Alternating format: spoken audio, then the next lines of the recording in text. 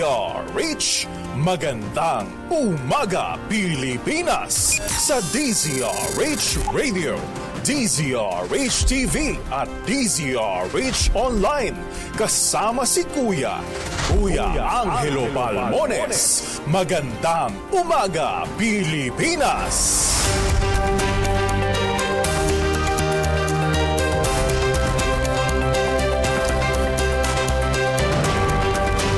Martes na tayo ngayon.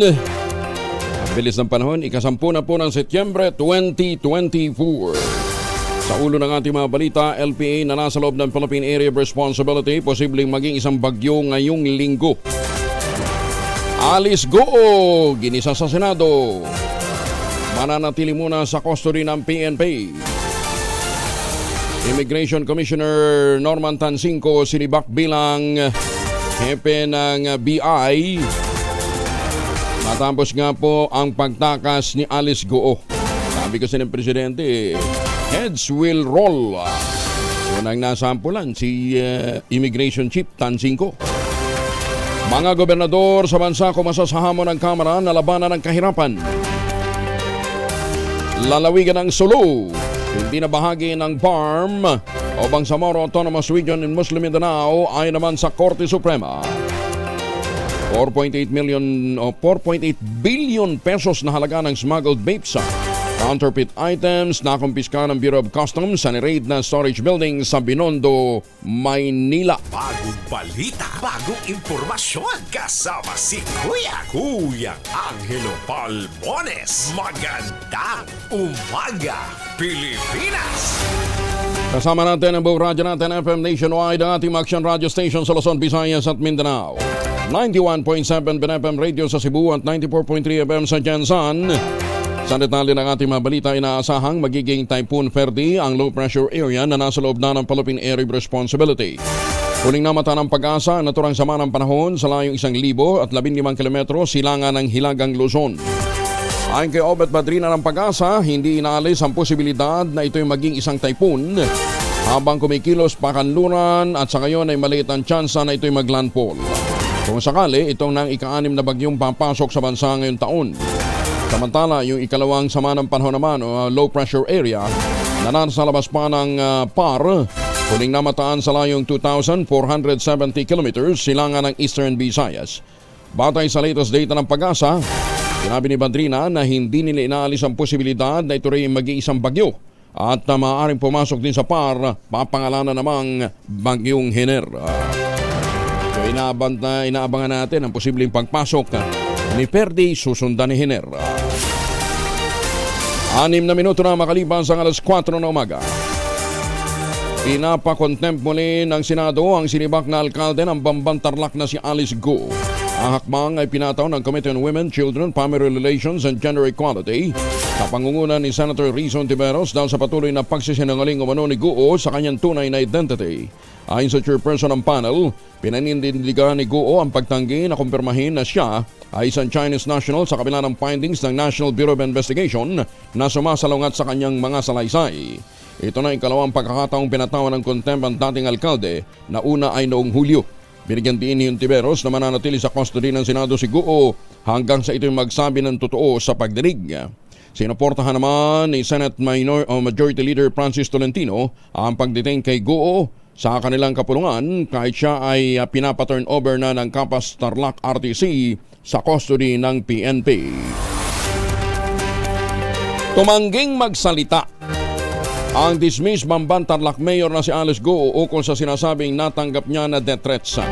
Sa pagdinig ng Senado, paulit-ulit lamang ang naging tanong at ang sagot ukol sa pagkakakilanlan ng nasa likod ng sinasabing death threats.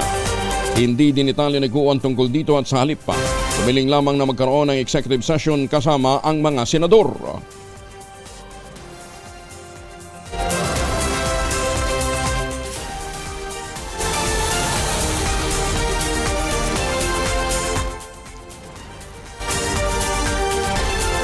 Anyari. Pati yung ating video clip na ipit.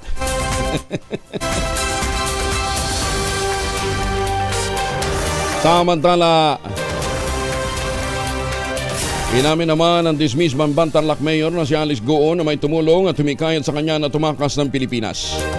Sa muling pagharap sa Senado, sinabi ni Goo na may isang babaeng Asyano na tumulong sa kanila sa paglabas ng Pilipinas gamit ang isang yate, isang malaking barko at isang maliit na bangka patungo ng Malaysia. Ang tanong ni SP Pro Tem, sinong may-ari ng yate? At yon, at saan galing saan nyo sinakyan yung yate? Ano yung naging ruta nyo? Sen, yung yate po, kung sino po yung may-ari ng yate po, hindi ko po talaga alam. That is impossible. Okay, talagang dapat na na-cite namin kayo in contempt. Unbelievable. Madam Chair. Yung mga sagot. Madam Sen Doroy, with the permission related of question. Senate Pro Tem, kung hindi mo alam kung kaninong yate yung ginamit niyo, at least alam mo siguro sino nag-facilitate para makasakay kayo sa yate na yon. Sino? Sen, okay lang po ba na hindi ko po siya i-discuss sa inyo po? No, you No, tell it us is the not truth right okay, now. Miss Alice. Natatakot po ako, hindi ko po masabi. No, Hindi no, ka matakot. no. Sino ang nag-facilitate? Yung tanong ni Sendoroy, sino nag-facilitate na magamit nyo yung yate? Madam Chair, gustong-gusto ko pong sabihin, pero hindi isulat ko mo sa po papel. masabi po sa public po. Isulat mo sa papel. Isulat mo sa papel. At Sen, kung isusulat ko po, okay lang po ba na hindi nyo po i-discuss po sa public? Miss Alice, please do not tell the senators what to do with the information na halos kailangang bunutin namin sa inyo na parang ngipin. Opo, pero Write it Sen, on the natatakot paper. po kasi ako. Write it on the paper at i-appreciate namin pag nabasa na namin. Sen, gustong-gusto ko po talaga i-discuss. Pero natatakot Gusto po ako mo pala, di i-discuss po sabihin mo public. sa amin. Nakakapikong ka na, ha? Nakakagigil ka na. At saka Miss Alice, nasa custody kayo ng PNP. Paano kayo papatayin doon? Imposible. You are within the most protective institution sa ating bansa. You are sa national headquarters ng Philippine National Police sa Camp Crame. Yes. Isulat mo na yung Yes. may-ari at facilitator sa yate. Yes po, Madam Chair. Alam ko po, safe na safe po ako ngayon. Kaso lang, nagwa-worry po ako pagkatapos po ng session, pagkatapos po ng hearing, ano pong mangyayari po. Nakulitan na ho si Senator Jinggoy. Pero nang tanongin nga naman senador ang pagkakakilanlan ng sinasabing tumulong sa kanya, tumanggi si Goo, tiginiit na natatakot nga siya sa kanyang buhay. Kalaunan, isiniwalat din naman ni Goo ang pangalan nito. At hindi na rin ito ibinahagi ng mga senador pero napagalamang may hawak pala itong 5 passport.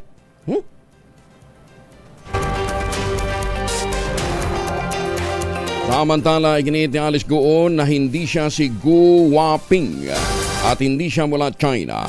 Sa pagtatanong ni Senator Rizon Tiveros sa pagkakakilanlan ni Goo, iginiit nitong siya si Alice Goo at ipinanganak siya sa Tarlac. Hindi umano niya alam kung paano tumugma ang mga fingerprint at iba pang mga dokumentong ipresenta sa Senado. Iginit din ng dating alkalde na ang ama niya ay si Gu Jiangxiong. Pero itinanggi niya na ina niya si Lin Wenpi. For your own sake at para sa kabatiran ng aming komite, just one last time on this very simple fundamental question. Ikaw ba si Guo Huaping? Madam Chair, hindi ko po kino-confirm at may kaso na po sa akin sinampa. Sasagutin ko po sa korte po. So yung tanong na, sino ka ba? Ikaw ba si Guo Huaping? Hindi yan criminal matter. Hindi yan bagay na isite kaugnay ng mga kaso. Identity questions are within the purview of the committee. The Senate has a right to know. Sino bang kausap namin? Yung talagang totoong taong akala namin or ibang tao? No? The Senate has the right to ascertain who the resource persons are, who you say that you are.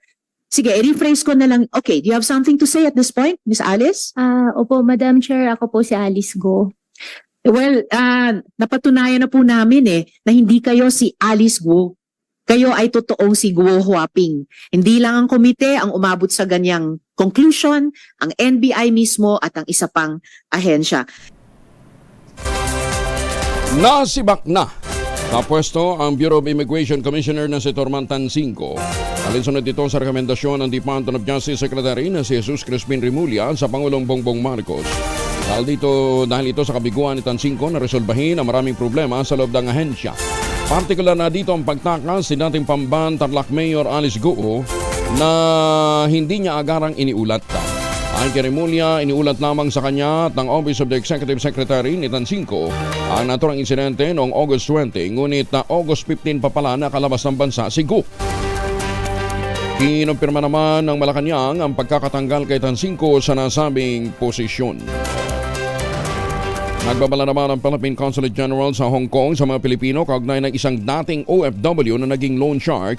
Ang modus nito ay magpautang at saka iipitin ang mga pasaporte ng kanyang mga pinautang sa kabila ng pagbabayad nila ng kabuuan ng kanilang utang. Sa ulat ng Philippine Consulate General, hindi binabalik ng nasabing loan shark ang passport ng kanyang mga biktima. Nagpapatong pa ng 3 hanggang 4 na beses na halaga mula sa orihinal na utang. Grabe ito ha. Times 4 ang patong. Bonsod nito nagpaalala ang Consulate General sa publiko na huwag gagawing collateral para sa pag-utang ang pasaporte dahil paglabag ito sa New Passport Act at ang sino mang lalabag ay maharap sa kaukulang multa. Hinikayat naman ng konsulada ang mga posibleng na biktima ng naturang loan shark i-report sa kanila sa Consulate Assistance to National Section ang naturang modus operandi. Ayan, magandang umaga po sa mga Pilipino dyan sa Hong Kong at sa mga Pilipino din po sa iba't ibang panig pa ng mundo. Kung may ganyan ho kayong problema, iparating nyo ho sa amin, i-message nyo po sa amin para maaksyonan. Magandang umaga, Pilipinas! Tinanggap naman ng mga gobernador ng iba't ibang probinsya ang hamon ni Speaker Ferdinand Martin Romualdez sa tulungan ng Pangulong Bongbong Marcos sa kampanya nito laban sa kahirapan at iba pang mga problema ang kinakaharap ng bansa sa kanilang mga komunidad. Sinabi ng mga gobernador na sa lider ng Kamara de Representantes na handa silang tulungan ng administrasyon upang mapagandang kalagayan ng buhay ng kanilang mga constituent. Sinabi ni Isabela Governor Rodito Albano na handa silang tumulong na mas maigtingin pa ang paglaban sa kahirapan na matagal ng problema sa mga urban center at sa mga kanayunan. Ganito rin ang pahayag ni Quirino Governor Dax Cua. Sabi naman ni Batangas Governor Hermelando Mandanas ang kahandaan nitong tumulong upang mapaunlad ng bansa. Sabi niya masaya daw siya na binibigyan pansin ng Speaker at ang Kamara ang problemang ito at tinatanggap nilang paghamon. Ibinigay ni Speaker Romualdez ang hamon ng administrasyon sa pakikipagpulong sa 27 gobernador noong nakalipas na linggo. Binuksan na ng Malacanang sa publiko ang Presidential Museum sa Baguio City na ang layunin ay paalam sa mga Pilipino ang kanilang kasaysayan at kultura. Ang Baguio Mansion House ay proyekto ni First Lady Lisa Araneta Marcos at bukas sa publiko mula alas 9 ng umaga hanggang alas 5 ng hapon tuwing Martes hanggang Linggo. Aba, ngayong araw na ito. Pinapayuhan ang Pala Social Secretary na si Bianca Subel ang publiko na mag-book sa kanilang website. At pwede daw po sa Instagram pages din ho ng Malacanang bagamat na tumatanggap din sila ng walk-in visitors. 20 bisita lamang ang tatanggapin, bawat tour na tatakbo lamang ng 30 minuto dahil maliit lamang ang kwarto at para maprotektahan din ang mga artifact. Multi-billion pisong swine industry dapat nasagipin sa epekto ng African swine fever. Detalye na balita mula kay Raymond Edpa sa Aris 28. Raymond, good morning. Malaki na ang nalulugi sa mga nag-aalaga ng baboy sa bansa dahil sa epekto ng African Swine Fever o ASF. Ito ang ulat na tinanggap ni Senate Majority Leader Francis Tol Tolentino mula sa mga taga-swine industry kaya dapat magmadali ang gobyerno pang sila'y matulungan. Sinimulan na ng Senate Committee on Agriculture ang pagdinig sa inihain nitong Senate Resolution 565 upang imbestigahan ang epekto ng ASF at kung ano na ang mga hakbang ng gobyerno. Ayon kay Tolentino, nakipagkarera tayo sa oras para sagipin ang local swine industry. Inirekomenda nito ang 3 bagay na dapat agad gawin. Ang pagpigil sa lalo pang pagkalat ng virus, simulan ng programa sa pagbabakuna at makapagbahagi ng financial at technical assistance sa mga hog raisers. Nauna nitong hiniling kay Pangulong Bongbong Marcos na magdeklara ng National State of Calamity dahil sa epekto ng ASF. Dahil sa ngayon ay lalo pa itong lumawak at nakaapekto na sa 54 mula sa 82 probinsya at 460 mga bayan ang apektado. Kapag may declaration ng state of calamity, may 2 uri ng pondo na magagamit ng pamahalaan upang matulungan ang mga nasa swine industry. Ito ay ang National Disaster Risk Reduction and Management Fund at Quick Response Fund. Sa ulat na tinanggap ni Tolentino mula mismo sa mga nasa swine industry, ay umaabot na sa 100 bilyong piso ang lugi ng mga magbababoy mula sa kabuang 200 billion pesos swine industry sa bansa. Ito si RH28 Raymond Advaz para sa DZRH, una sa Pilipinas, una sa Pilipinas. Maraming salamat Raymond at maraming salamat sa mga senador sa pagbibigay pansin sa problemang ito na nagsimula pa bago pa magpandemya. Ang tagal na problema to. Kung hindi pa mag-i-eleksyon, hindi nyo papansinin ng mga magbababoy, mga buwisit kayo. Ano pang isasalba? Ubus na! Kahapon po, naglibing ho kami nung mga pinakahuling namatay na baboy. Ala namang tulong. Assistance. Ayuda. Galing siya drawing. Ako ho, talaga nakapagsasabi ho niyan dahil biktima ho kami. Biktima ho kami ng African swine fever sa Mindanao. Ala, drawing. Assistance. Pagka may namatay, ganito, surrender mo, ala. Hanggang kwento lang ho yan. Umabot naman sa 4.8 billion pesos na smuggled na mga produkto ang nakumpiska ng mga tauhan ng Bureau of Customs sa isinagawang raid sa Binondo, Maynila. Kapilang sa mga nasabat ng Customs Intelligence and Investigation Service Manila International Container Port ay mga vape products, counterfeit branded items, cosmetic at general merchandise. Ayon kay BOC CIIS Director Bernie Enciso, nakuha ang smuggled items sa iba't ibang palapag ng storage building sa Binondo. Dahil dito, ipinadlock na. Alinsunod sa utos ni Customs Commissioner Benvenido Rubio, tinelyohan ang BOC team ang storage area habang inaalam pa kung sinong nasa likod ng mga smuggled items na ito upang masampahan na ng demanda. Tumasama ng 32.32% ang gross gaming revenue o GGR ng Philippine Amusement and Gaming Corporation of PAGCOR sa second quarter ng taon. Ayon kay PAGCOR Chair at CEO Altenco, sumipa ang GGR sa 89.23 billion pesos, mas mataas ng higit sa 32% kaysa sa 67.43 billion pesos sa katulad na panahon noong 2023. Mas mataas din ito ng 9.21% kumpara sa 81.7 billion pesos noong first quarter. Sinabi pa ni Tenco na dahil ito sa electronic games o e-game sector, kung saan lumaki ang top line nito ng higit 6 na beses na isa ding bagong record high. Magandang umaga, Pilipinas! Ala pa hanggang ngayon. Ala pa tayo mahiwagan tunog. Sige. Oo, mag-shower na lang ho kayo gamit ang Shield Bath Soap dahil ala pa ho tayong mahiwagang tunog. Samantala, Magandang umaga, Pilipinas! Tape Incorporated magbabalik na sa pagpoproduce ng mga TV shows. Aba, yan ang balita sa atin ni Gorgie Rula. Gorgie, good morning! Kinumpirma ni Attorney Maggie Abraham Garduque na magbabalik sa pagpuproduce ng shows at iba pang mga programa ang Tape Incorporated. Si Attorney Garduque ay ang legal counsel ng naturang kumpanya. Ang Tape ay ang producer ng Itbulaga sa loob ng 44 years na pag-aari ni Mr. Romy Halusos. Hindi na tinapos ng GMA7 ang kanilang kontrata at tinapos na nga ang noontime show nilang Tahanang Pinakamasaya na ipinalit sa Itbulaga. Ang text sa amin ni Attorney Garduque, Tape will come back stronger and with more creative, innovative ideas. They will not only venture on television but likewise online shows, events, and concerts. End of quote. Nagkaroon daw muna ng restructuring sa administration at pati sa production para mas marami raw silang magawang magagandang shows. Pamumunuan na ito ni Mr. Romy Halusos Jr. kasama pa ibang mga anak ni Mr. Romy Halusos. Posibleng magkaroon sila ng show sa GMA7 dahil maayos pa rin daw ang relasyon nila sa naturang TV network.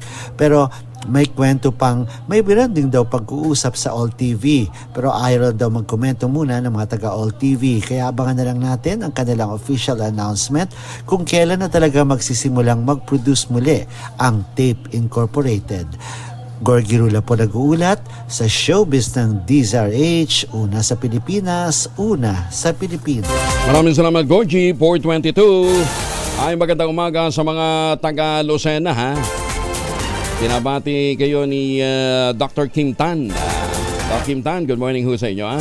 Magandang umaga din po sa mga taga Sariaya, Quezon. Mga mamis, laundry day na ba? Punuto ka pa kapag makapit, madikit at malupit ang mancha? All you need is Pride. At mapahirapan ang sound ko sa Pride. Easy at worry-free naman ang laundry. Sa triple stain away formula, tanggal ang matitinding mancha based on test sa chocolate, Mahadhan Sabon on Cotton. Gawa po ito ng ACS. Dating Department Head ng Provincial Cooperative Office ng Davao Oriental pinatay. Detalye ng balita mula kay Jun Soter mula sa Action Radio Davao. May buntag ni mo, Jun. Mayong buntag usab Kuyang Angel, patay on the spot ang isang lalaki matapos binaril sa hindi kilalang mga suspek Lunes ng umaga Setyembre 9, 2024 sa tapat ng isang pharmacy sa poblasyon Mati, Davao Oriental. Ang biktima, kinilala ng kapulisan na si June Castillones, dating Department Head ng Provincial Cooperative Office sa Davao Oriental. Duguan at wala ng buhay ng datna ng kapulisan ng biktima na may mga tama ng balas katawan dahil ng kanyang agarang pagkamatay. Sa ngayon, patuloy pang investigasyon ng kapulisan upang alamin kung anong motibo ng mga suspek na pumaslang sa biktima, habang isa sa mga anggulo na kanilang tinutukan ay ang kanyang dating trabaho. Ito si June Soter para sa DZRH. Una sa Pilipinas, una sa Pilipino. Dengan salamat, Timo June. 20 anyos na binata ang kasta motorsiklo patay nang bumangga naman sa Toyota Revo sa Aguilar, Pangasinan. Masantos siya kabasan at chikamin sa ating mga kababayan sa Pangasinan. Freddy, RS38, good morning. Masantos siya kabusan edsi kayo amin.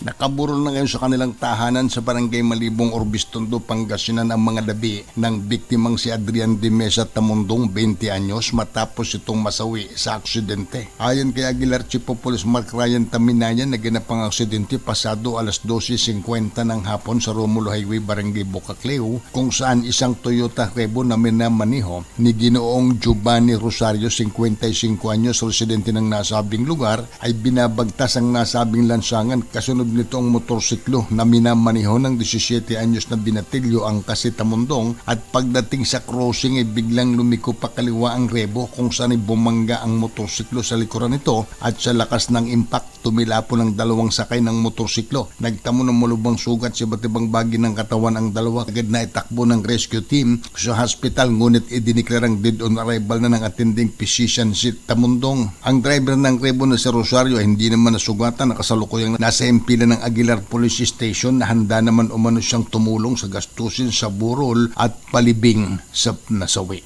Ito si Freddy Fajardo, RS38, nag-uulat para sa DZRH, una sa Pilipinas, una sa Pilipino. Maraming salamat, Freddy. 13 individual na sangkot sa illegal drugs. Arestado sa binigting ng drug operation sa Bataan. Detalye ng balita mula kay Danny Kumilang. RH37, Danny, good morning.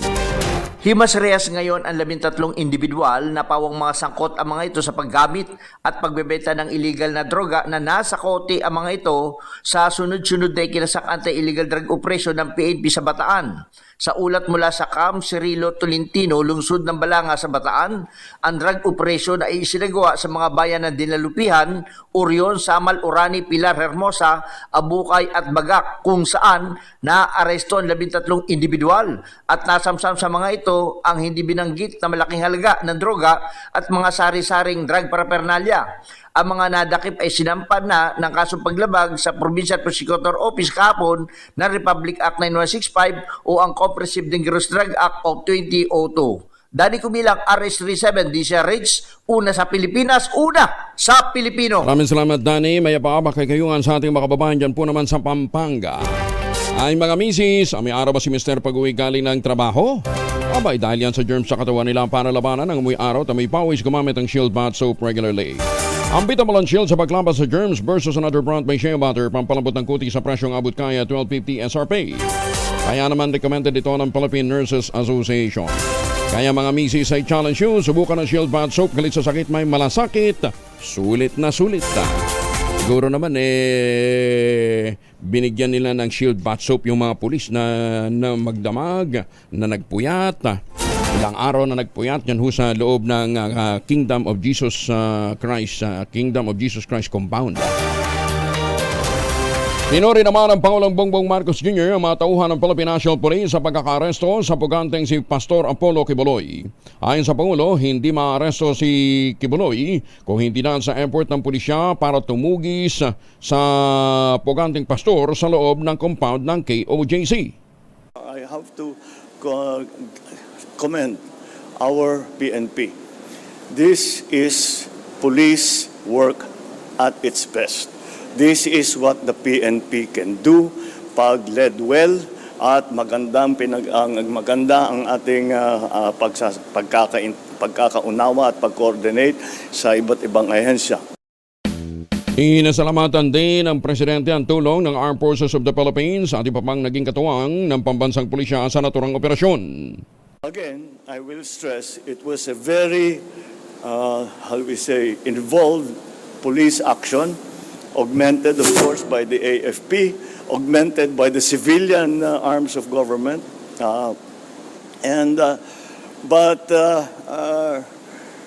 it was, once again, it was really through the efforts of what our policemen did.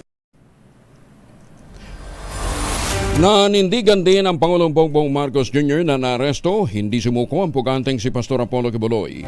Taliwas ito sa pahayag ng kampo ni Quiboloy na voluntaryo itong sumuko sa mga otoridad. Ayon sa Pangulo, napilitan lamang na lumabas na ng compound si Quiboloy dahil sa malapit na ang Philippine National Police sa kanyang pinagtataguan. I think that's a legal question, pero ganitong iniisip mo, hindi siya lilitaw kung hindi namin hinabol ng gusto. Paliwanag pa ng Pangulo, para masabing sumuko ang isang suspect, dapat sa police station o sa prosecutor siya nagpunta. Pero ngunit ang pagkaintindi ko, ang surrender, kapag wanted ka, ang surrender, pupunta ka sa police station o sa, sa prosecutor, I don't know kung saan.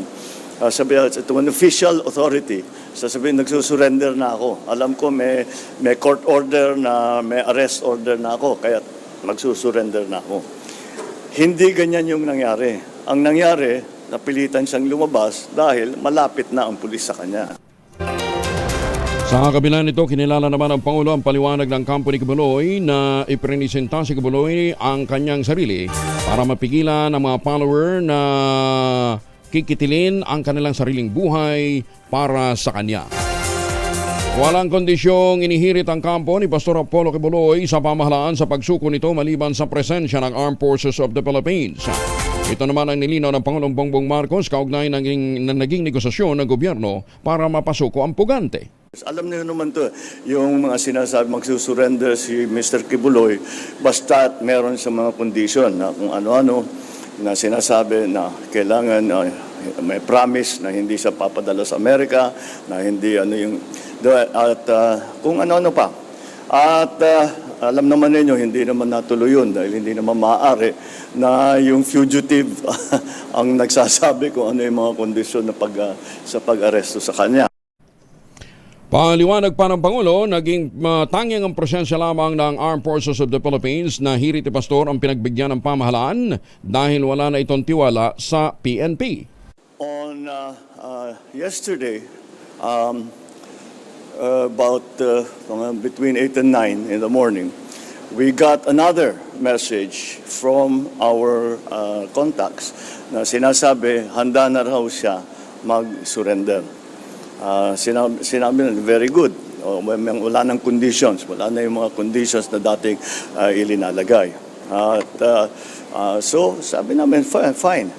Pero sabi niya, sana may presence ng AFP dahil wala daw siyang tiwala sa pulis.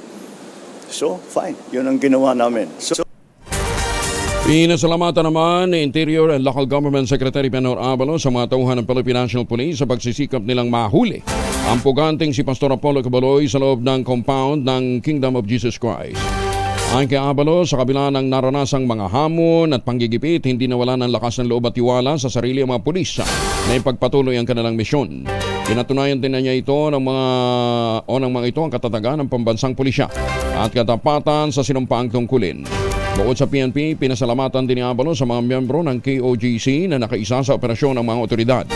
Kasunod dito ng tiwala ng kalihim na masisimulan naman ang pagsusulong na hustisya para sa mga biktima ng puganteng pastor na kumakaharap ng kasong human trafficking, sexual at child abuse. Pinuri din ni Justice Secretary Jesus Crispin Boyeng Rimulya ang mga law enforcers sa matyaga at pagiging masigasig para sa pag-aresto sa puganteng founder ng Kingdom of Jesus Christ na si Apollo Quiboloy. Ginawa ni Rimulya ang pahayag makaraang sumuko si Quiboloy at simulang huntingin ng pulisya noong pang June 2024 para maisilbi ang warrant of arrest laban sa kanya kaugnay kasong child sexual abuse at human trafficking. Sa kabila ng pagiging madulas at patuloy na pag-iwas sa batas ni Quiboloy, sinabi ni Remulla hindi naman tumigil ang puwersa ng gobyerno upang ito'y maaresto kahit siya ay isang high-profile fugitive. Binigyan din pa ni Remulla na ang pagkakaresto kay Quiboloy ay isang testamento ng profesionalismo at commitment ng ating state forces sa pagganap sa kanilang mga tungkulin na palaging tapat at katuwang ng gobyerno sa pagtataguyod ng rule of law simula pa sa day 1. Nangako din ang Justice Secretary na susundin ang proseso ng pag-uusig sa leader ng Kingdom of Jesus Christ. Una rito sinabi ni PNP spokesperson Colonel Jean Fajardo na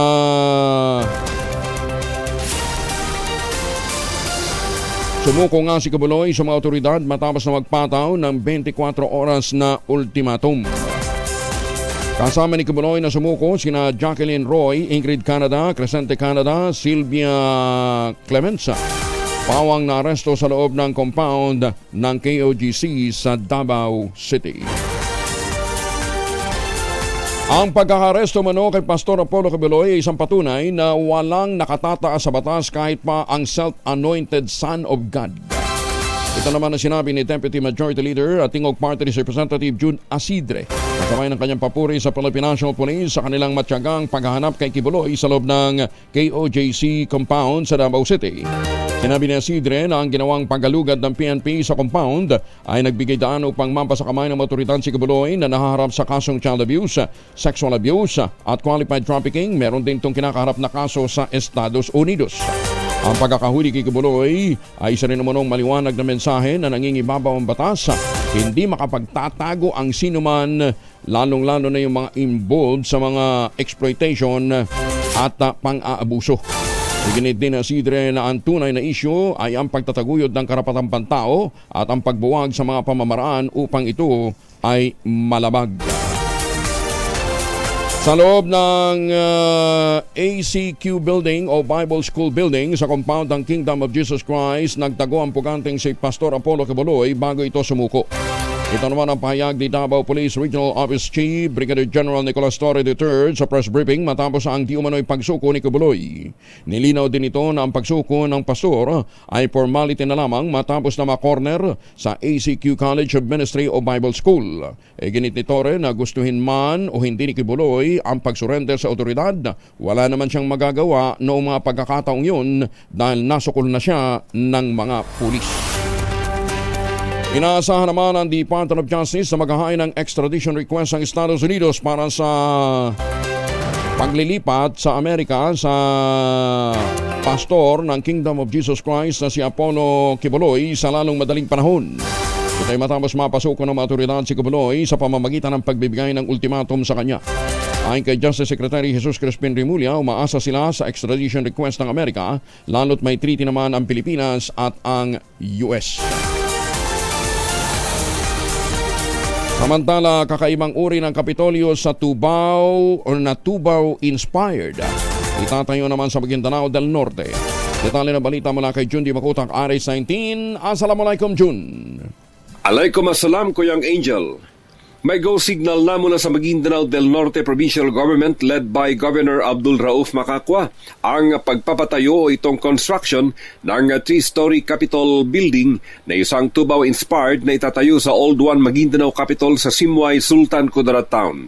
Sa ginanap na press conference sa bayan ng Sultan Mastura, Maguindanao del Norte, kaugnay sa pagdiriwang na ika-2 taong anibersaryo ng pagkakatatag ng probinsya ng Maguindanao del Norte, inihayag ni Provincial Administrator Tumanda Antok na bago magwakas ang buwan ng Setyembre ng taong kasalukuyan ay sisimulan na ang land preparation. Ang proyekto ay may pondong 4 to 5 million pesos na aprobado na rin kay Chief Minister Alhaj Murad Ibrahim. Ang kakaibang disenyong ito ay gawa ni Lady Architect Glory Rose D. Mitilia na una nang ipresenta kina Chief Minister Alhaj Murad Ibrahim at kay Governor Abdul Rauf Macacua kung saan umani ito ng paghanga sa International Jury of Design Experts sa Singapore at nagwagi rin sa ginanap na World Architecture Festival 2024 Power and Justice category. Ang itatayong Tubao-inspired Capitol building na ito ng Maguindanao del Norte Province Province ay hango sa Bangsamoro headgear na nagsisimbolo ng batas at kapangyarihan ng mga sultan o datu sa kanilang tradisyonal na pamumuno. Ang proyekto ay may 2 taong time frame to construct at ayon naman kay Maguindanao del Norte Information and Communication Technology Division Head Mubarak M. Dumatu, kapag natapos ang proyekto, inaasahang mapapabilang ito sa magiging mga tanyag na landmark tulad ng Bolkiah Mosque sa Cotabato City, Pink Mosque sa Datu Saudi, Maguindanao del Sur at ng Masjid Al Nasser of Peace sa Majelco, Awang, Maguindanao del Norte. Nadadagsain ng mga turista dahil sa pagiging unique ng pagkakagawa nito. Ang proyektong ito ay isa lamang sa mga priority project na isinusulong ng pinakaunang gobernador ng Maguindanao del Norte Province na si Gobsam Abdul Rauf Makakwa. Mula sa Central Mindanao, RH19, June Dimakutak. Nag-uulat sa DZRH, una sa Pilipinas, una sa Pilipino. Sukran, June. Maganda umaga, Pilipinas. 38 na makalipas ang alas 4, oy, 2 formulation ng family alcohol na pwede nating baunin, proteksyon ng pamilya laban sa mikrobyo, ha? Yung family 70% isopropyl alcohol, especially prepared for clinics, hospital, pharmacies, laboratories, pero okay na okay din po yan sa mga households. Very effective sa disinfection at sterilization. Ganyan po ang bagsik ng family 70% isopropyl alcohol. Maghapon man natin gamitin, no problem. Hindi po manuno yung ating mga kamay dahil meron po itong moisturizer. Yun namang mabangong family rubbing compound improved alcohol, abayan ho yung mabangong isopropyl alcohol na ginagamit po ng mga masahista, mga barbero, mga doktor, mga nurse, mga kumadrona for sponge baiting and other cleansing purposes. Family rubbing alcohol, parang DCRH yan, subok na sa mahabang panahon, mabibili sa namang butik at convenience stores nationwide. Family rubbing alcohol, hindi lang pampamilya, pang sports pa, at magandang umaga po sa ating mga magagandang kumadrona, ha? Lalong-lalo na kay Asek Cecil Bangka Santos. Maganda umaga, Pilipinas. Isinusulong naman ni Senator Amy Marcos na may deklarang Grandparents Day ang 2 linggo ng Setyembre. Sa ilalim ng inahain nitong Senate Bill 2371, naglalayon ang hakbang na bigyang pugay ang mga lolo at mga lola, mga granddude at mga grandmom. Ayon kay Senator Amy, dapat bigyan ng pagpapahalaga ang mga senior citizen na tumulong sa paghubog ng ating pagkatao. Kasama nito, muling iningayan din ang mambabatas ang panukala na mapalaki at maisama sa conditional cash transfer ng Pantawid Pamilyang Pilipino Program ang mga bedridden na mga senior citizen at mga person with disability na talaga namang kapos na kapos sa pera. Sinabi pa ni Senator Amy Marcos, dapat alagaan ng pamahalaan ang mga matatanda at mga may kapansanan na hindi na kayang magtrabaho. Hindi pa rin niya may kakailan na maraming Pilipino ang naiiwanan na sa kabila ng pag-asenso ng bansa. Muli namang isasalang ngayong araw ni Senator Bongo ang pagdinig ng Senate Committee on Health sa kanyang pinamumunuan sa mga opisyal ng PhilHealth. Binalaan ni Senator Go ang mga opisyal ng PhilHealth na wag nang paikot-ikutin ng pagsagot kapag humingi ng update ang komite hinggil sa ipinangako ng ahensya na isasaayos ang kanilang serbisyo at ibibigay ang mga benepisyo sa mga pasyenteng Pilipino. Sinabi ni Senator Go na gusto niyang direktang masagot ng PhilHealth ang pangako nitong pag-aaralan kung paano irerekomenda sa Pangulong Bongbong Marcos na maibaba ang premium contribution na mahalaga sa mga pangkaraniwang na mga mamamayan. Ayon pa kay Senator Go, hihingin niya ang paliwanag ng PhilHealth kung bakit marami pang Pinoy ang naghihingalo sa mga ospital at namumroblema sa pambayad samantalang meron itong 90 billion pesos pala na sobrang pondo. Ginit pa nito na imbis na patulugin ang pondo, gamitin ito sa mga programang may pakinabang ang mga pasyenteng mahihirap tulad ng malasakit centers na nagbibigay ng mahalagang serbisyo sa kalusugan. Ang mga pasyente natin, pag na-admit sila sa ospital, pag na-admit sila 800,000, ang nababawas ng PhilHealth 30,000. Saan sila pupunta para dito sa 770,000? Bakit hindi nyo gamitin yung pondo, yung reserve fund sa mga mahihirap? Para hindi mawalis yung pondo ninyo. Pinaghirapan natin yung kinokontribute natin. Alam nyo, bawat sentimo, bawat piso ng mga mahirap natin kababayang Pilipino, pinagpawisan nila. 42 na makalipas ang alas 4 ng umaga dito po sa Pilipinas. Sa pangunguna naman ni Speaker Ferdinand Martin Romualdez, binigyan ng pagpupugay ng Kamara de Representantes sa mga awardees ng 2024 Metrobank Foundation Outstanding Filipinos na nakapagbigay ng natatanging kontribusyon sa kanilang larangan. Sa House Resolution 1962 na pinagtibay ng Kamara, binagyan din dito na ang mga pinarangalang guro ngayong taon ay nagpakita ng husay sa pagtuturo, nagpakilala ng mga makabagong pamamaraan sa edukasyon at pinalakas ang epekto ng kanilang pananaliksik at serbisyo sa komunidad. Binanggit din sa resolusyon, ang mga sundalo at mga pulis naman na pinarangalan din ay kinilala dahil sa kanilang matatag na pamumuno, tapang at disiplina na nagresulta naman sa mahalagang ambag sa seguridad ng bansa, mga makataong pagtulong at pagpapanatili ng kapayapaan at kaayusan sa buong bansa. Sa kanyang mensahe sa mga awardee, sa mismong tanggapan ng mababang kapulungan ng Kongreso, pinasalamatan ni Speaker Romualdez sa mga nagwagi sa kanilang hanay dahil sa walang pag-iimbot na paglilingkod, pagsisikap at mag-ambag sa lipunan. Itinaas umano ng mga ito ang pamantayan ng public service o paglilingkod sa bayan. Inuri din ni Speaker Romualdez ang Metrobank Foundation sa kanilang patuloy na pagsuporta at pagkilala sa mga individual na nagtataglay ng kahusayan at nagbibigay ng natatanging serbisyo sa kanilang larangan. Sinabi pa nito na sa kabila ng kinakaharap na hamon, pinili ng Metrobank na bigyan diin ang kahusayan at dedikasyon ng mga Pilipino para magpataas ng dangal sa ating bansa. Ay bali individual patay, pulis naman sugatan nang magkabarilan sila sa Calbayog City. Detalye ng balita mula kay Jimmy Angay-Angay, RS32, maupay nga agad Jimmy. High value individual sa legal na droga patay matapos makipagbarilan sa operatiba sa siyudad ng Calbayog. Kinilala ng PNP ang suspect si alias Acado, nasa 8 taong gulang, residente ng Barangay Obrero, Calbayog City sa Samar. Sugatan naman ang isang miyembro ng operatiba na nakilala kay Police Officer Binok na nakatalaga sa Calbayog City Police Station. Nangyari ang insidente sa Barangay Obrero, Calbayog City. Sa investigasyon ng PNP, pinabilala ang suspect ng Cebu at ng makatunog na PNP ang transaksyon, bumunot ito ng baril at pinaputukan ang kapulisan. Gumanti naman ang mga PNP personnel at tinamaan ang suspect. Tinamaan rin si Police Officer Binok kaya tinakbo ito sa ospital. Ang suspect naman, itinakbo rin sa ospital subalit idideklara na dead on arrival. Ang biktima na pulis ay ginagamot pa ngayon sa ospital. Nakumpiska sa crime scene ang isang kalibre 45 na baril, isang magasin na may 4 na bala, 9 na bala ng baril at mga plumo. 2 pakiting shabu nagkakalagang 6,800 pesos na may isang magasin pa at may 7 bala. Mula dito sa DYV Lacson Radyo Tacloban, ito si RS32 Jimmy Angay-Angay para sa DZRH, una sa Pilipinas, una sa Pilipino. Daghang salamat Jimmy Angay-Angay. Magandang umaga, Pilipinas! Balik tayo sa mga balita. Pinagtibay naman ng Kamara de Representantes ang isang resolusyon na nagbibigay ng pagkilala kay dating Speaker Jose J.D.B. De Venecia Jr. dahil sa kanyang natatanging kontribusyon sa bansa. Ayon sa House Resolution 1974, inilaan ni De Venecia ang kanyang buhay sa serbisyo publiko, pagtataguyod ng kapayapaan at promosyon ng pakikipag-ugnayan ng Pilipinas sa ibang bansa na nasilbing inspirasyon sa mga lider at ng mga darating pang mga henerasyon. Si De Venecia ay nakatanggap din ng parangal hindi lamang sa Pilipinas kundi maging sa ibang bansa. Si De Venecia kilala sa palayan na JDB o Jodebi. Sa kanyang mga kapamilya, kaibigan at katrabaho ay naging kinatawan na ika-4 na distrito ng Pangasinan sa loob ng 7 taon at ang natatanging miyembro ng Kamara na nagsilbi bilang House Speaker sa loob ng 5 taon, partikular na sa 9th hanggang 10th Congress at 12 hanggang 14th Congress.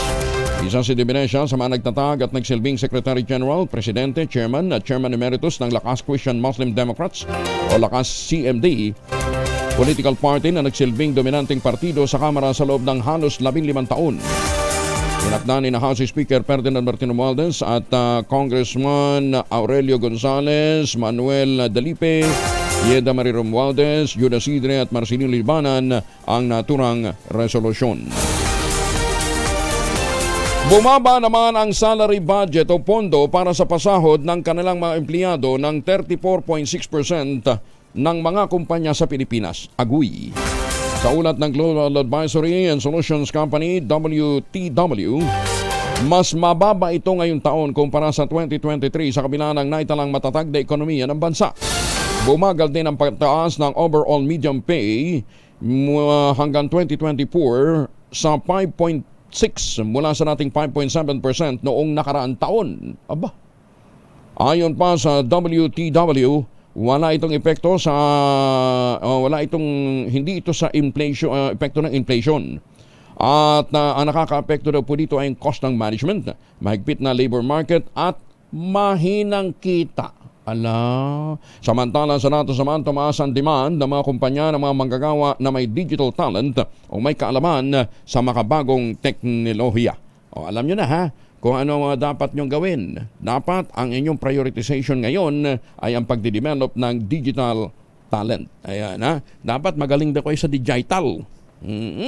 Para nang sa gayon tumaas din ang inyong sweldo. Matakin ho ninyo ha. Sinasabi gumaganda ang ekonomiya, pero ang sweldo sa private sector ay bumaba ng halos 34.6%. Aguy. Umaga, Pilipinas! Ay, sus, may ginoo ko. Anyway, 48 na makalipas ang alas 4 na umaga. Oras na po para tayo ho ay mag-ultamayo. Pero sabi ho ng mga dalabhasa, dapat daw po ang ultamayo, pwede ho nating i-take pagkatapos daw po ng bago tayo matulog, pagkatapos, bago matulog, mga ilang minuto bago matulog. Ang ultamayo po ay postbiotic with Lactococcus lactosprene plasma. Inaral po ito ng mga dalubhasa sa Japan. Medyo may katagalan din po. Mahabang clinical trial po ang dinaanan nito. At ang bawat kapsula ng ultamayo nagtataglay ng 50 billion cells ng Lactococcus lactosprene plasma. Kita ho ninyo. At again, hindi po ito kwentong kutsero. Ito po dumaan sa mahabang clinical trial. Anong ginagawa ng ultamayo o ng postbiotic pagpasok po sa ating katawan? Ina-activate po nito ang ating immune system, yung commander ng ating immune system, yung PDC, plasmacytoid dendritic cell. At yan ho ang nagtataboy ng mga toksin sa ating katawan habang tayo po ay natutulog. Ayun, kaya habang tayo natutulog, pinapalakas ito ang ating immune system, pinapaganda ang ating tulog para kinabukasan meron tayong panibagong sigla. Ayan, ha? At ang kagandahan pa ho nito, kapag tayo ay magandang tulog, magandang gising, syempre magandang disposisyon mo sa kinabukasan. Available po yan sa Lazada at Shopee. Siguraduhin lamang na galing po sa Theoxis Health Ventures. Kung meron pa ho kayong mga katanungan, mag-text lamang po sa 0917-110-6580. Ayan. Available din po ito sa Mercury Drug, Amesco Drug, Pasmed Pharmacy, John's Pharmacy at Curamed. Pero tandaan ho natin ang ultamayo ay hindi gamot at hindi dapat gamitin panggamot sa anumang uri ng sakit. Magandang umaga nga pala kay Mayor Hani Lacuna ng Maynila na interesado rin sa bubok sa ultamayo. Magandang umaga, Pilipinas! Driver na babaeng doktor nakatulog habang ito po ay nagmamaneho. Nasa lugar ho ng pinangyarihan ng aksidente, si Dennis Villanueva, ang ating pong piloto. Dennis, anong nangyari dyan? Good morning, Kuya Angel. Andito tayo ngayon sa Guadalupe, northbound sa EDSA. Yung babae, Boss Angel, nakatulog. Galing daw ito sa Pasay sa kanyang clinic. Anong nangyari? Nakatulog, Kuya Angel. Hindi nga, anong nangyari? Sumampa? Anong nangyari? Saan siya bumangga? Malpok sa Central Island, Kuya Angel. Naku, sumampa sa Central Island. Angel, kung inyo pong makikita, pumotok din po, Kuya Angel, yung kanyang airbag. So okay naman si doktora? Okay naman, Kuya Angel. Dumating na rin yung ambulansya. Ito, kararating lang at binibigyan siya ng unang lunas. Sinecheck kung may bukol siya, kung nahihilo. Ngayon, Kuya Angel, ayaw magbigay na po tayo kasi mukhang may phobia pa. May tropa pa sa nangyari, Kuya Angel. Hindi, tsaka mahalaga din ma-inform mo na yung nearest next of kin ito, para maayudahan. Pero so anong sitwasyon ng traffic ngayon dyan? Ngayon, Kuya Angel, abot na sa Buendia ang dali ng trapiko dahil ang dami nang dumadaan dito, Kuya Angel. Saan banda? Sa particular na lugar yan? Dito po, Kuya Angel, sa may Makati, Guadalupe Bridge, northbound, sa may EDSA. Paakyat? Abot na sa Buendia. Approaching ng tulay? Approaching po, nasa tulay po mismo, Kuya Angel, sa gitna, yung mismong Center Island ng tulay. Diyan sa Guadalupe? Kuya Angel. Nako, matao pa naman, marami pa naman dumadaan dyan pag ganitong oras na ng umaga. Ito na yung dali ng traffic, Kuya Angel. Kung inyong makikita sa Dayuso, ayun na po, ang haba na ng traffic, Kuya Angel, dahil marami nang papasok na mga ating mga kababayan natin. Okay, dapat ho talaga mag-iingat ho tayo, ha? Doon ho sa mga magmamaneho. Thank you, maraming salamat, Dennis. Ingat din, ha? Maraming salamat Salamat po. Salamat yung ating piloto po, si Dennis Villanueva. Nandyan ho mismo sa may approach ng Guadalupe Bridge, ano ho? Kung saan isang babaeng doktor nga po ang nakatulog habang ito'y nagmamaneho ng kanyang sasakyan pa uwi. Kung kayo ho hindi na confident gano'n sa inyong sarili, ano ha? At medyo talagang pagod na ho kayo, baka po pwedeng i-delay, pagpaliban na muna ang pagbibiyahe o pag-uwi, ano ha? Para makaiwas ho tayo sa disgrasya. Diba? Kaya nga sabi, blow bags. Hindi lang ho yung bihikulang i-check natin, kundi pati ang ating mga sarili. Maganda umaga, Pilipinas! Uy, hala, ano kaya ito? Totoo ba ito? Si Jose Manalo daw ay tatakbo bilang mayor ng Maynila. Yan ang chika sa atin ni Morley Alinio. Morley, good morning! Gising ng showbiz, rampa ng Pilipinas. Good morning, Kuya Angel. Usap-usapan. May ilang mga politician at mayayamang negosyante ang humihimok dito sa aktor na si Jose Manalo na tumakbo bilang mayor ng Maynila. Uy, nako! Kung si Jose Manalo ang tatakbo sa Maynila, aba kumpirmadong batang tundo rin ito. Dahil graduate ito sa Gregorio Perpetuo High School. Bukod pa sa kilala ito ngayon sa Tondo, Maynila. Hindi lang sa Tondo, Maynila, maging sa buong Pilipinas. Well, kung mangyayari iyon, aba, medyo matindi at magandang laban ito para sa dating mayor na si Isko Moreno. Ay, hindi lang yan. Lumilitaw din yung pangalan ng ating senadora na si Miss Amy Marcos na tatakbo din daw na mayor ng Maynila. Wala pang kumpirmasyon. Ito pa lang ay ang mga usap-usapan. Iyan ang ating DCRH Showbizatis News. Ito po ang inyong RH47, Morley Alinio. Tuloy-tuloy sa pagbabalita, tuloy-tuloy sa serbisyo. Sama-sama tayo, Pilipino. Babu! Maganda umaga, Pilipinas! Ay, susme. Basta importante, kung sila ho'y tatakbo sa pwesto, siguraduhin nilang may malasakit ho sila sa kanilang mga constituents. Katulad ho, halimbawa, dito po sa lalawigan ng Quezon, yung pong ginawa ni Dr. Helen Tan, talagang ramdam ng mga constituents niya. Sa tulong po ni Dr. Helen Tan, yung mga planting material ng kakao galing Davao, hinakot po yan para maitanim sa ilalim po ng mga nyugan. Kaya ngayon, ang mga magsasaka ay nagpo-produce na ng sarili nilang brand ng tsokolate. Tangerine Chocolate. Ayan ha. Available po ang Tangerine Chocolate sa 0919-095-5935. O dili kaya yung 10 variants ho nito ay pwede ho nyo i-check sa tangerinechocolate.ph. Ang mga raw material po ng mga variants na yan ay nagaling din po sa ani ng mga magsasaka. Kaya para ho sa mga taga-lalawigan ng Quezon, napakalaking bagay ho nung paghakot na yun ng mga planting material ng kakao galing Davao upang magkaroon sila ng iba pang mga high value crops. Ano, ha? Kaya para ho sa ating mga kababayan na naghahangad na magkaroon ng mas magandang produkto ang ating mga magsasaka, tulungan po natin sila. Sabi po ni Dr. Helen Tan, sa bawat pagtangkilik ko natin ng Tangerine Chocolate, pinalalakas natin ang loob ng mga magsasaka, pinalalakas natin ang ating lokal na ekonomiya. Tangerine Chocolate, gawang lokal, 100% gawang lokal, but taste and looks global. Maganda umaga, Pilipinas! Si Kasendo ng Ginoong Rosendo ng Grupong Sinag, kasama na natin. Kasendo, magandang umaga po sa inyo. Yeah, magandang umaga, Ka-Angel. Kahapon ang sabi ho ninyo, hindi uubrang bumaba ang presyo ng bigas ngayong Oktubre dahil mahal din ang presyo nito sa ibayong dagat. Yeah, Ka-Angel, nung yung pinaba natin yung tariff, no? Ang nangyari is tinaas naman yung ng Vietnam yung presyo ng bigas. So kaya nga last time sinasabi na natin na sa NEDA yung pagbaba ng tariff ang gagawin lang ng other countries is itaas yung presyo na in which yun ang nangyari, no? Itinaas ang presyo para sa Pilipinas o talagang yun yung global pricing nila? Yung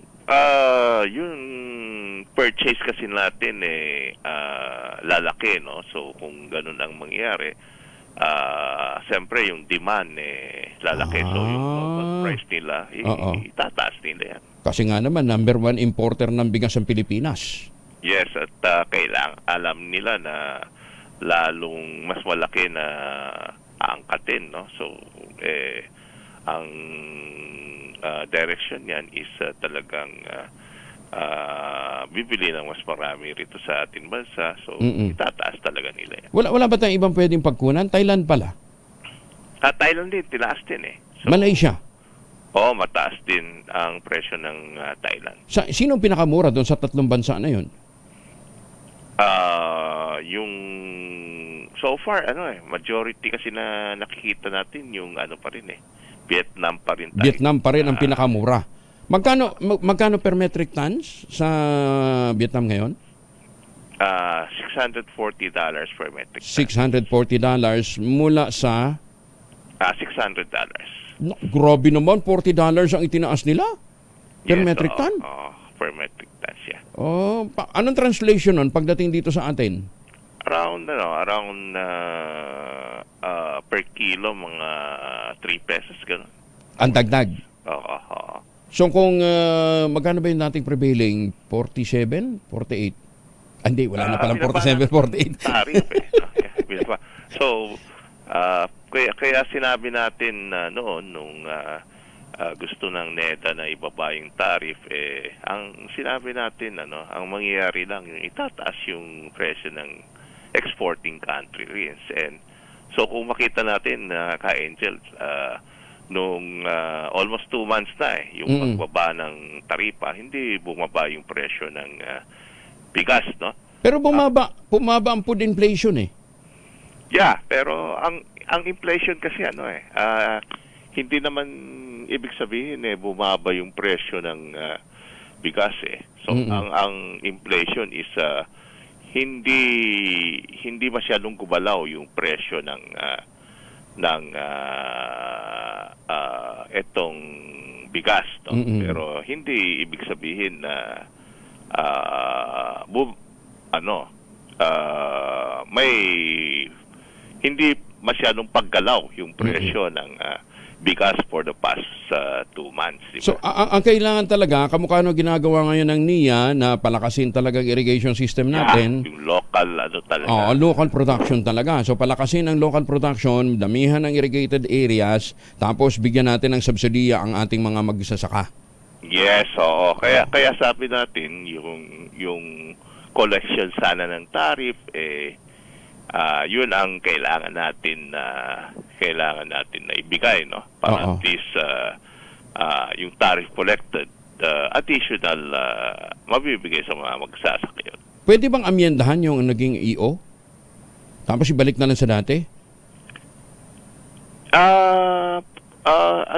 Kasi hirap nun, 5 years. Every time na dapat kung may in-session kailangan di ba? Dadaan sa Kongreso, pero any movement sa tariff kasi kailangan kung may session kailangan dumaan ng Congress, except kung recess na naman, no? Hindi, ngayon naman ginagawa ng executive is every recess pwede mag-adjust yung tariff. Hindi, ngayon active naman ang nakasesyon pang Senado at Kongreso. Baka po pwedeng maging priority measure nila itong pagpapanumbalik nung kasi napatunayan naman na hindi na naging effective para mapababa yung presyo. Di sa halip na bumaba yung nare-recover na tax sa ilalim ng rice tarification law, may ibalik. Pagkatapos madagdagan yung koleksyon natin, maitulong sa mga magsasaka. Yeah, yun siguro ang isang pwedeng gawin, no? Pero busy talaga yung Kongreso sa budget hearing ngayon. Alam naman natin. Budget hearing, kay Guo, kay dati mag-recess Kibuloy. Kailan na recess? September?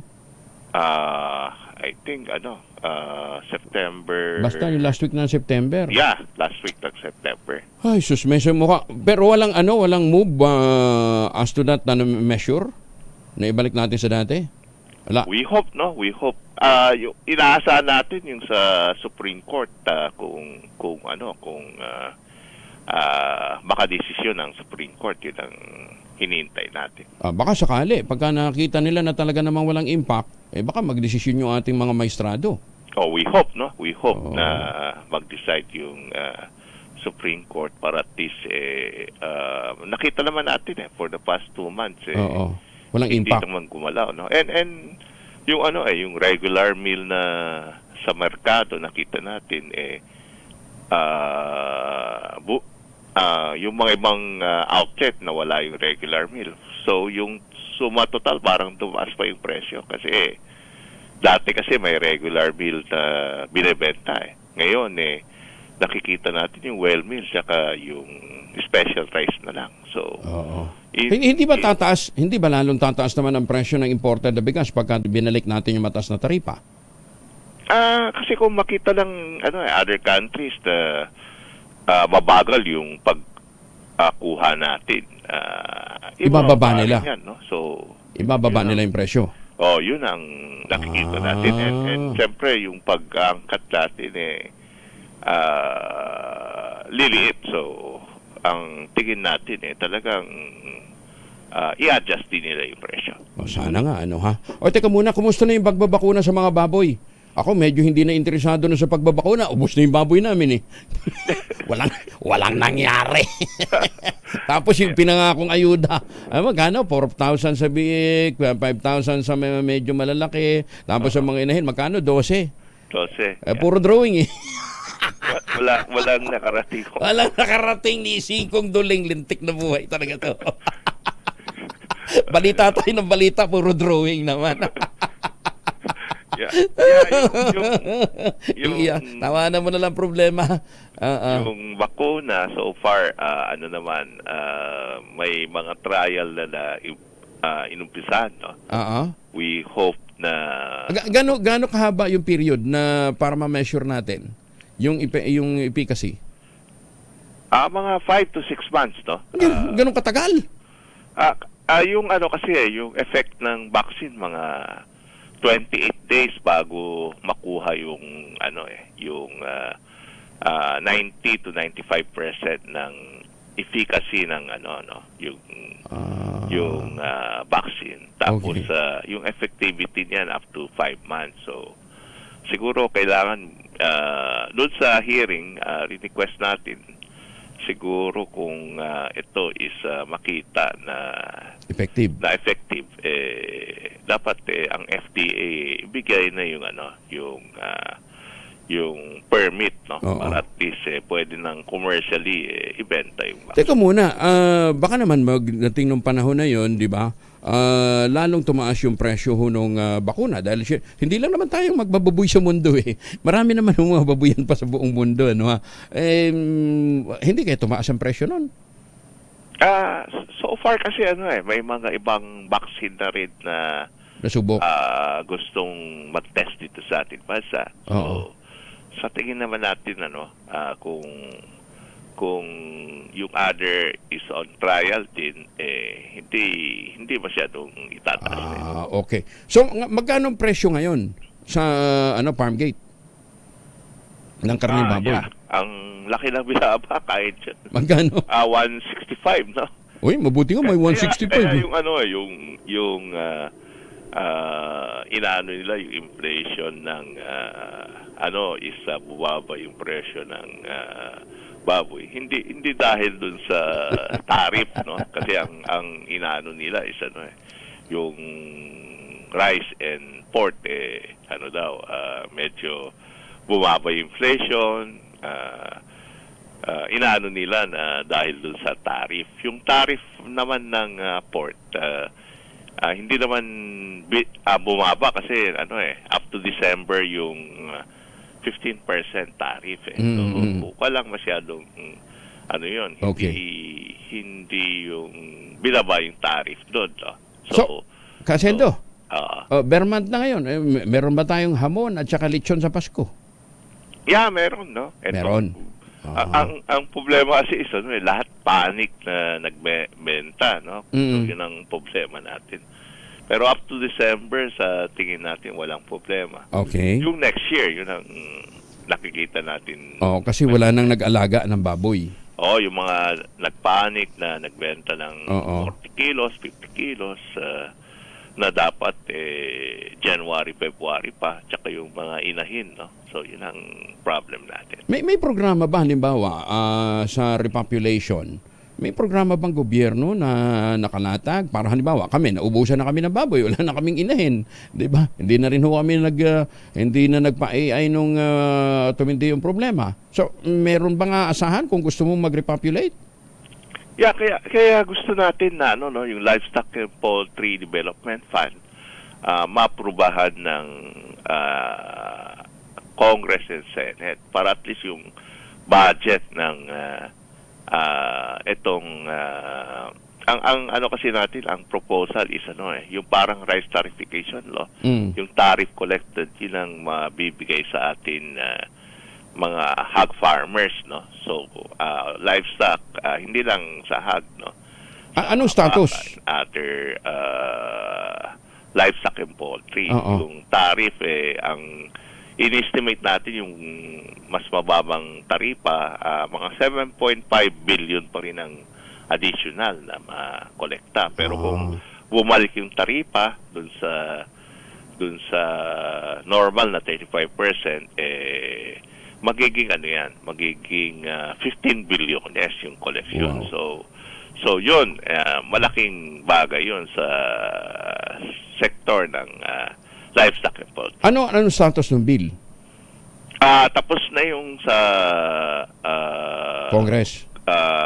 Senate, no? Sa Senate. Version ng Senate. We hope na yung Congress maayos na rin para at least yung BICAM and ma-final yung version ng Congress o ng Senado. Anong bill yun? Anong House bill?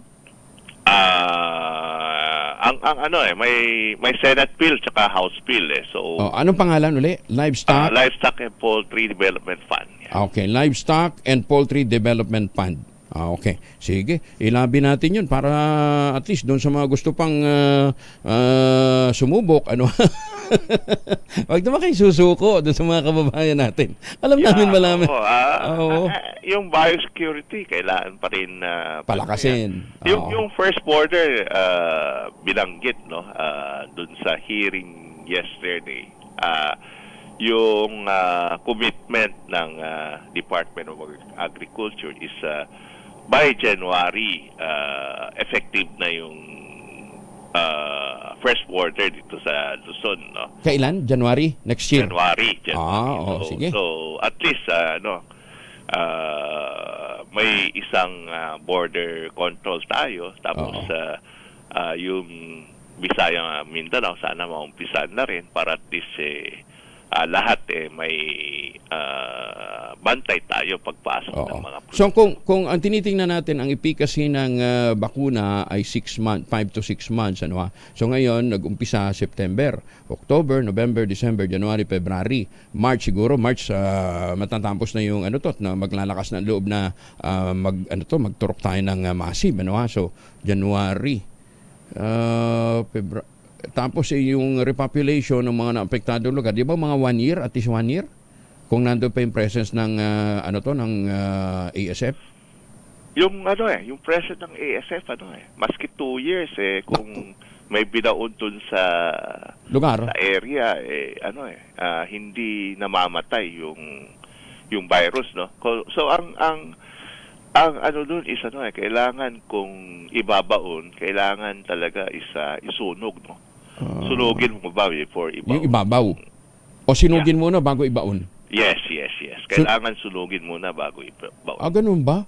Iba naman yung protocol na itinuro, baon lang Ayun ang problema kasi kung makita mo yung sa bagay, dinaanan ng umulan yan, babalik yung ASF dun sa area. Ay, sus, may ginoong buhay to. Panahon pa ho, bago pa ho magka-COVID, may problema na ho sa ASF. Hanggang ngayon, inaaral pa rin natin ang wastong protocol. Ay, Kasendo, maraming salamat po sa inyo. Ingat po, and thank you for the information. Yeah, magandang umaga kahit dyan. Okay, thank you. Si Ginoong Rosendo So ng grupong Sinag. Flash Report! Flash Report! Ay, kaagang sakuna naman ito. Sumabay po patay matapos magulungan ng truck sa Malate, Maynila. Nandun si Sherwin Alparo, RH6 Sherwin. Sa madurog yung pakitabi sa mga nag-almusal ko sa ulo nung isang babaeng rider ng motor na kung makikita mo nga, ito yung kanyang helmet, wasak at durog na durog yung helmet ng biktima na siyang nagmumotor sa may bahagi nitong pataas na lupa sa may Malate, Manila. At gulungan siya nung yun, yung paalisan truck na yon nasa kaliwa, Angelo, na nangyari kanina lamang dito sa may bahagi ng Quirino Avenue, dito sa may Malate, sa bahagi ng mataas na lupa. Nandito yung mga taga Manila Risk Reduction Management Office na siyang nag-askaso doon sa nangyari. Nakilala ang biktima si Nixon Ruiz, 23 anyos, napakabata pa rito. Kasama ko nga yung nanay nitong si Nixon. Nanay, magandang umaga po. Ano magandang umaga po, Gina Ruiz. Nanay Gina, anong nangyari kay Nixon? No, na iniwasan yung barrier, kasabay niya yung truck, naano siya ng truck. Na out of balance siya, bumagsak? Opo. Tapos yung kasunod ng truck, nagulungan siya? Opo. Paano? Kasi hindi rin, wala rin ako sa pangyayari. Pero, sa base dun sa mga ganun ang nangyari. Kasi yung ulo niya, napitid. Ilang taon na to? Yung 27 years old. 27, may pamilya? Anak po. Ilang? Solo parent po. Ilan na anak? Single mother. Kanina, Angelo, pinakita ni nanay. Nanay, pakita mo nga yung litrato ni Nixon. Napakagandang bata. Napakabata, 27 anyos. Galing saan si Nixon po, nanay? Galing sa trabaho po, uwi na sana ngayon ng madaling araw. Hindi ko alam kung picture niya eh. Oo, pauwi na po siya. Ayan yung litrato niya, nanay, no?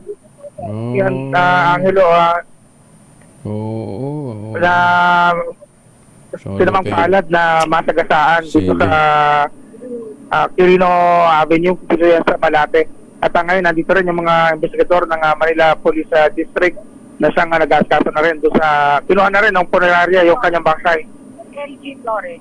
Ano kung sabi sa inyo ng truck? Sasampahan nyo ba ng kaso? Sasampahan po ng kaso.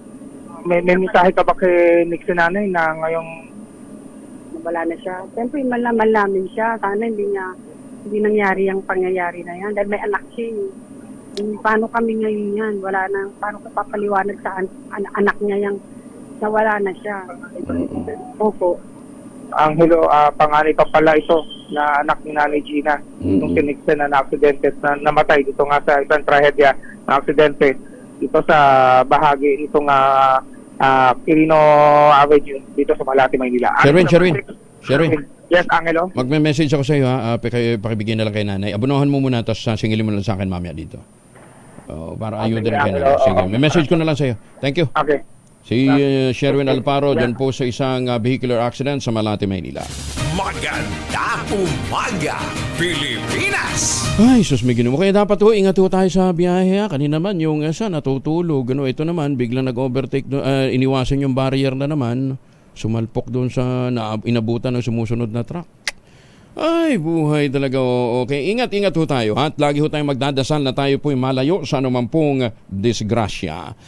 At ito kagandahan nitong mga proyekto ng Westchester Realty dahil hindi nyo kinakailangan bumiyahin na malayo. Nasa loob mismo ng township yung munisipyo, yung simbahan, yung eskwelahan, yung palengke at syempre yung mga trabaho dahil napakalapit lamang po nito sa Clark Economic Zone at Clark International Airport. Kaya nga yung mga nagtatrabaho ngayon dyan sa Clark International Airport nagsibilihan ng units dyan po sa Westchester Realty. Ang tinutukoy po natin ay ang Sibera Mabalacat, Sibera Bacolod at Tangsamira at saka yung Sibera Prestige. Ito na po ang pinakamura na ready for occupancy unit with easiest term. 5% lamang po ang down payment, pwede pang gives. Kaya ano pang iniintay po ninyo? Ito pa rin ang pangarap na magkaroon ng sariling bahay sa prasyong abot kaya. Yan At kung ngayon pa ho kayo bibili dito po sa mga proyektong ito ng Westchester Realty, lalong-lalo na dito po sa Sibera Mabalacat, may chance pa kayong manalo ng bagong kotse, bago ng bahay mo, bago pang chikot mo. Kaya na pang iniintay po ninyo, text na o tumawag sa 0996-501-5555 at 0947-434-5555. At hanggang December pa ho ito, hanggang December lamang ho itong parampol na ito ng libreng kotse kung kayo po ay magpapareserve o o bibili ng bahay dyan po sa mga proyekto ng Westchester Realty. Bago ng bahay mo, bago pang kotse mo. Maganda umaga, Pilipinas! 5:17. Kauna-unahan sa Pilipinas. Manila Broadcasting Company. DZRH, a proud member of MBC Media Group.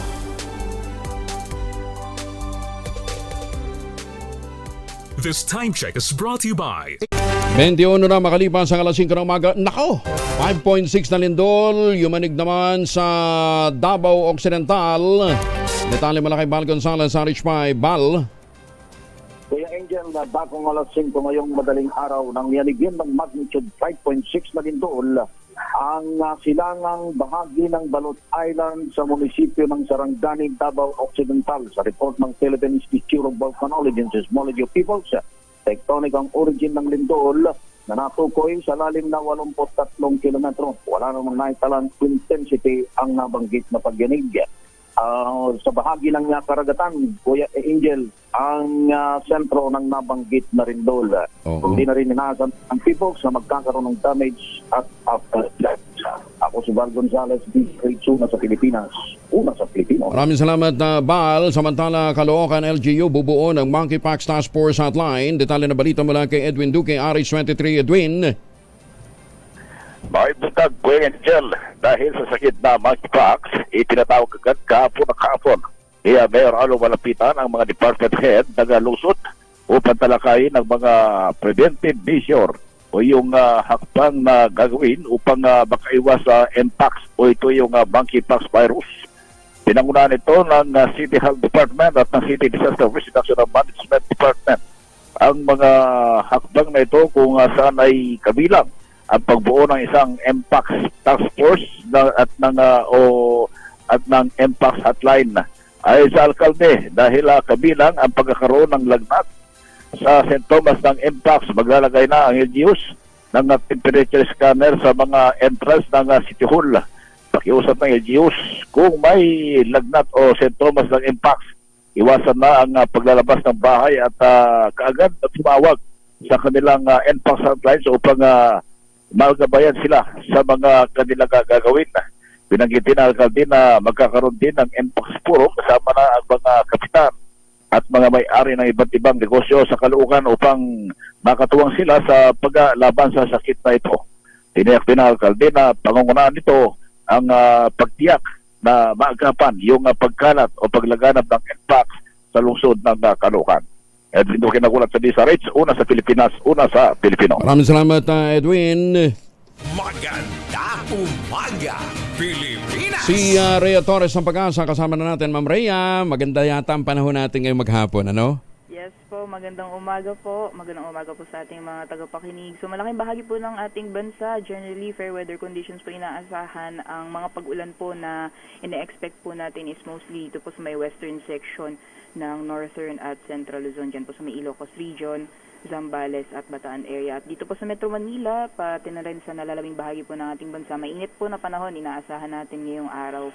Yung may mga posibilidad lamang po ng mga biglaan o mga panandali ang buhos ng ulan dulot ng mga localized thunderstorms. So monitoring lamang po tayo ng mga thunderstorm advisory na nilalabas po na ating mga regional PRSDs. Samantalang, patuloy pa rin po natin minomonitor itong dalawang low pressure area po na nasa labas na po natin Philippine Air Responsibility. Itong low pressure area po na mas malapit po sa ating bansa, lumabas po ng PAR kagabi po, hating gabi. At yes po, at base po sa ating pagdaya, most likely kilos po ito papuntang Taiwan or puntang mainland China. Kaya wala po itong direktang epekto sa anong bahagi po ng ating bansa. Ang main concern po natin is itong low pressure area na nasa labas po ng PAR sa may silangang bahagi ng Eastern Visayas. So, itong low pressure area na po ito, may posibilidad na ito ay magiging isang ganap na bagyo at generally northwestward po yung kanyang magiging pagkilos. At base po sa ating pagtaya ay babaybayin niya po yung silangang karagatan ng ating bansa. At although sa ngayon po ay possible pong magbago yung mga scenario natin dahil may kalayuan pa po itong low pressure area na ito, kaya continuous pa rin po yung monitoring natin. Pero base po sa ating pagtaya ay hahatakin niya po itong southwest monsoon o hanging habagat. Possible po by Wednesday evening po or by Thursday ay posibleng ma-enhance niyo po yung hanging habagat. Magpapaulan po siya sa malaking bahagi ng Southern Luzon, Visayas at Mindanao. At habang binabaybay niya po itong karagatan, ay patuloy niya pong hahatakin itong southwest monsoon. So yung mga pag-ulan po na yan ay posibleng tumagal po yan hanggang sa darating na weekend. Agoy. Possible din pong tumagal hanggang sa susunod na linggo. Kaya sa ngayon pa rin po ay pinaghahanda na po, iingat na po yung ating mga kabayan. Areas po ng Visayas, lalong-lalo na po sa may Visayas at parts po ng Mindanao. Yes po, sa may Mindanao area din po. Mindanao, Visayas yung tinutumbok niya, no ha? Yes nandun po, yung habagat po, habagat. Malaki yung cluster area ng habagat, cluster clouds, pulang-pula. Yun po yung ine-expect po natin. Starting po yan bago matapos po yung linggo. Ay, nako. Sige. At least wala na yung isa. Wala na yung posibleng perdi. Ano ha? Yes po. Pero yun po, hindi natin inaalis yung possibility na itong low pressure area po na nasa may east. Yung paparating pa lang. Baka pumasok po ng PAR. Although, yun po, gaya po ng sabi natin kanina, most likely sa may karagatan lamang po siya babaybay. Pero yun po, may kalayuan pa rin po. So baka magbago po yung magiging pagkilos niya. So habagat yung mga magpapaulan, patuloy na magpapaulan sa may area ng Mindanao, ha? Yes po, Mindanao, Visayas. Okay, thank you Ma'am Rhea. Maraming salamat din po, magandang umaga po. Si Rhea Torres mula po sa Pag-asa. Ayan, kaya para ho sa ating mga kababayan dyan po sa Visayas at Mindanao, amping yun mo ha, halong mudra. Maganda umaga, Pilipinas! Ayaw sige katulog og sayo, kinahanglan mag-andam yun mo. Kaya kinahanglan, ay sus ko Ginoo. Kundi ta mag-andam, manghilak rin ta mga dugmakwit, evacuation area. Ha? Kailangan i-ready ho natin. I-ready ho natin yung ating mga emergency kit. Lagyan ho natin ang family alcohol. Ha? Dalawang formulation ng family alcohol na pwede nating baunin. Proteksyon ng pamilya laban po sa mikrobyo. Yung family 70% isopropyl alcohol, especially prepared for clinics, hospital, pharmacies, laboratories, pero okay na okay din po yan sa mga households. Very effective sa disinfection at sterilization. Ganyan ang bagsik ng family 70% isopropyl alcohol. Maghapon man natin gamitin, no problem. Hindi po manuno yung ating mga kamay dahil meron po itong moisturizer. Yun namang mapagong family rubbing compound improval cologne. Ayon po yung mabangong isopropyl alcohol na ginagamit po ng mga masahista, mga berbero, mga doktor, mga nurse, mga komadrona for sponge bathing and other cleansing purposes. Family rubbing alcohol parang DZRH book na sa mahabang panahon. Mabibili sa namang butik at convenience stores nationwide. Family rubbing alcohol hindi lang pampamilya, pang sports pa. At muli magandang umaga sa ating pong mga magagandang komadrona. Maganda umaga, Pilipinas! Tsaka hindi lang po mga magagandang komadrona, babatiin ko rin po ng happy birthday yung ating suking taga-subaybay. Nanay po ito ni Kim, yung ating kaibigan dyan sa Max CCP, ano ha?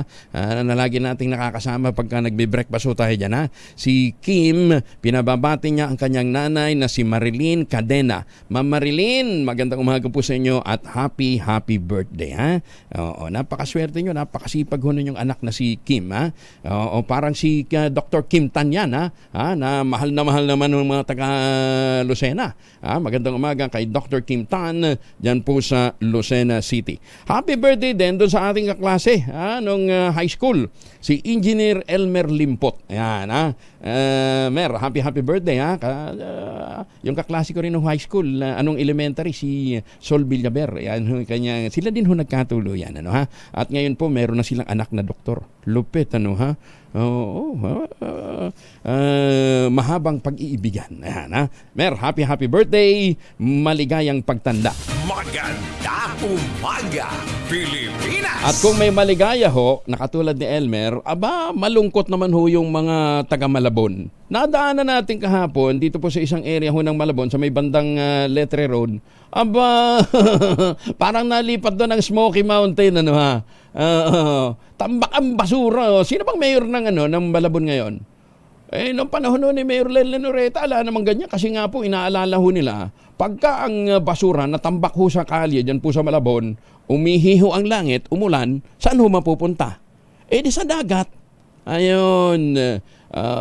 Kaya susmi Ginoo. Kung sino man ho ang mayor ngayon ng Malabon, pakitingnan ho itong basura, tambak ng basura dyan po sa Letre.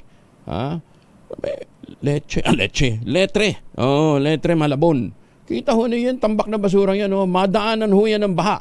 Nako, di kawawa na naman ho yung ating pong, ano tawag dito, ating mga karagatan.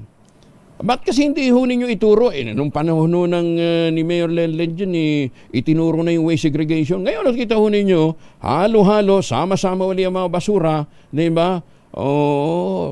Kaya pala ang slogan ngayon ng Malabon, ahon Malabon, iahon ang basura galing sa dagat. Maganda umaga, Pilipinas! Ay, sus may Ginoo. Magandang umaga nga pala sa ating pumasuki dyan ho sa ibang dagat, sa mga kababayan natin sa Taipei, Taiwan na nakatutok ngayon. Magandang umaga po sa mga taga Ohio gozaimasu, sa mga taga Japan at mga Pilipino dyan po sa Hong Kong. Magandang umaga din po sa mga Pilipino sa Canada at ang ating mga suki dyan po sa San Diego, California, the Midnight Singers. Si Sir Manny, pagaling ho kay Sir Manny, alalang-alala sa inyo si Ma'am Cora. At syempre magandang umaga po kay Sir Art, kay Ma'am Linda, kay Ma'am Loy, at sa kanilang The Demo There. Ito na po ikilabot ng mga kolehiala noong po siya ay nasa college pa, si Jun Yambao ng Cavite. Maganda umaga, Pilipinas! Tanong, maaari mang magkaroon ng breast cancer ang mga lalaki? Karaniwang na tinatamaan ng breast cancer ay mga babae. Pero maaari ding magkaroon ng naturang sakit ang mga kelots. Ayon po sa mga doktor, madalas itong nangyayari sa mga lalaki na nasa edad 60 hanggang 70. Kabilang sa mga sintomas itong pagkakaroon ng bukol, isang pula, nangangaliskis na nipple o balat paglabas ng likido. Nagkakaroon ng lalabas na likido sa sa nipple ng lalaki. Nagkaka-breast cancer ang mga lalaki dahil sa exposure sa radiation, magkakaroon ng mataas na level ng estrogen, mga sakit tulad ng cirrhosis, Klinefelter syndrome at dahil sa isang hereditary disease sa inyong pamilya. Ayan, Kaya sa mga lalaki na nasa edad 60 hanggang 70, ingat po kayo sa breast cancer. Maganda umaga, Pilipinas! 33 na makalipas ang alas 5 ng umaga. Ang balitang ito ay anytime ho, o pwede ho tayo mag-take ng Ultamayo. Ano nga bang Ultamayo? Ang Ultamayo po ay postbiotic with Lactococcus lactis strain plasma. Ito po ay sumailalim sa mahabang clinical trial dyan po sa Japan. At ang bawat kapsula po ng Ultamayo ay nagtataglay ng 50 billion cells ng Lactococcus lactis strain plasma.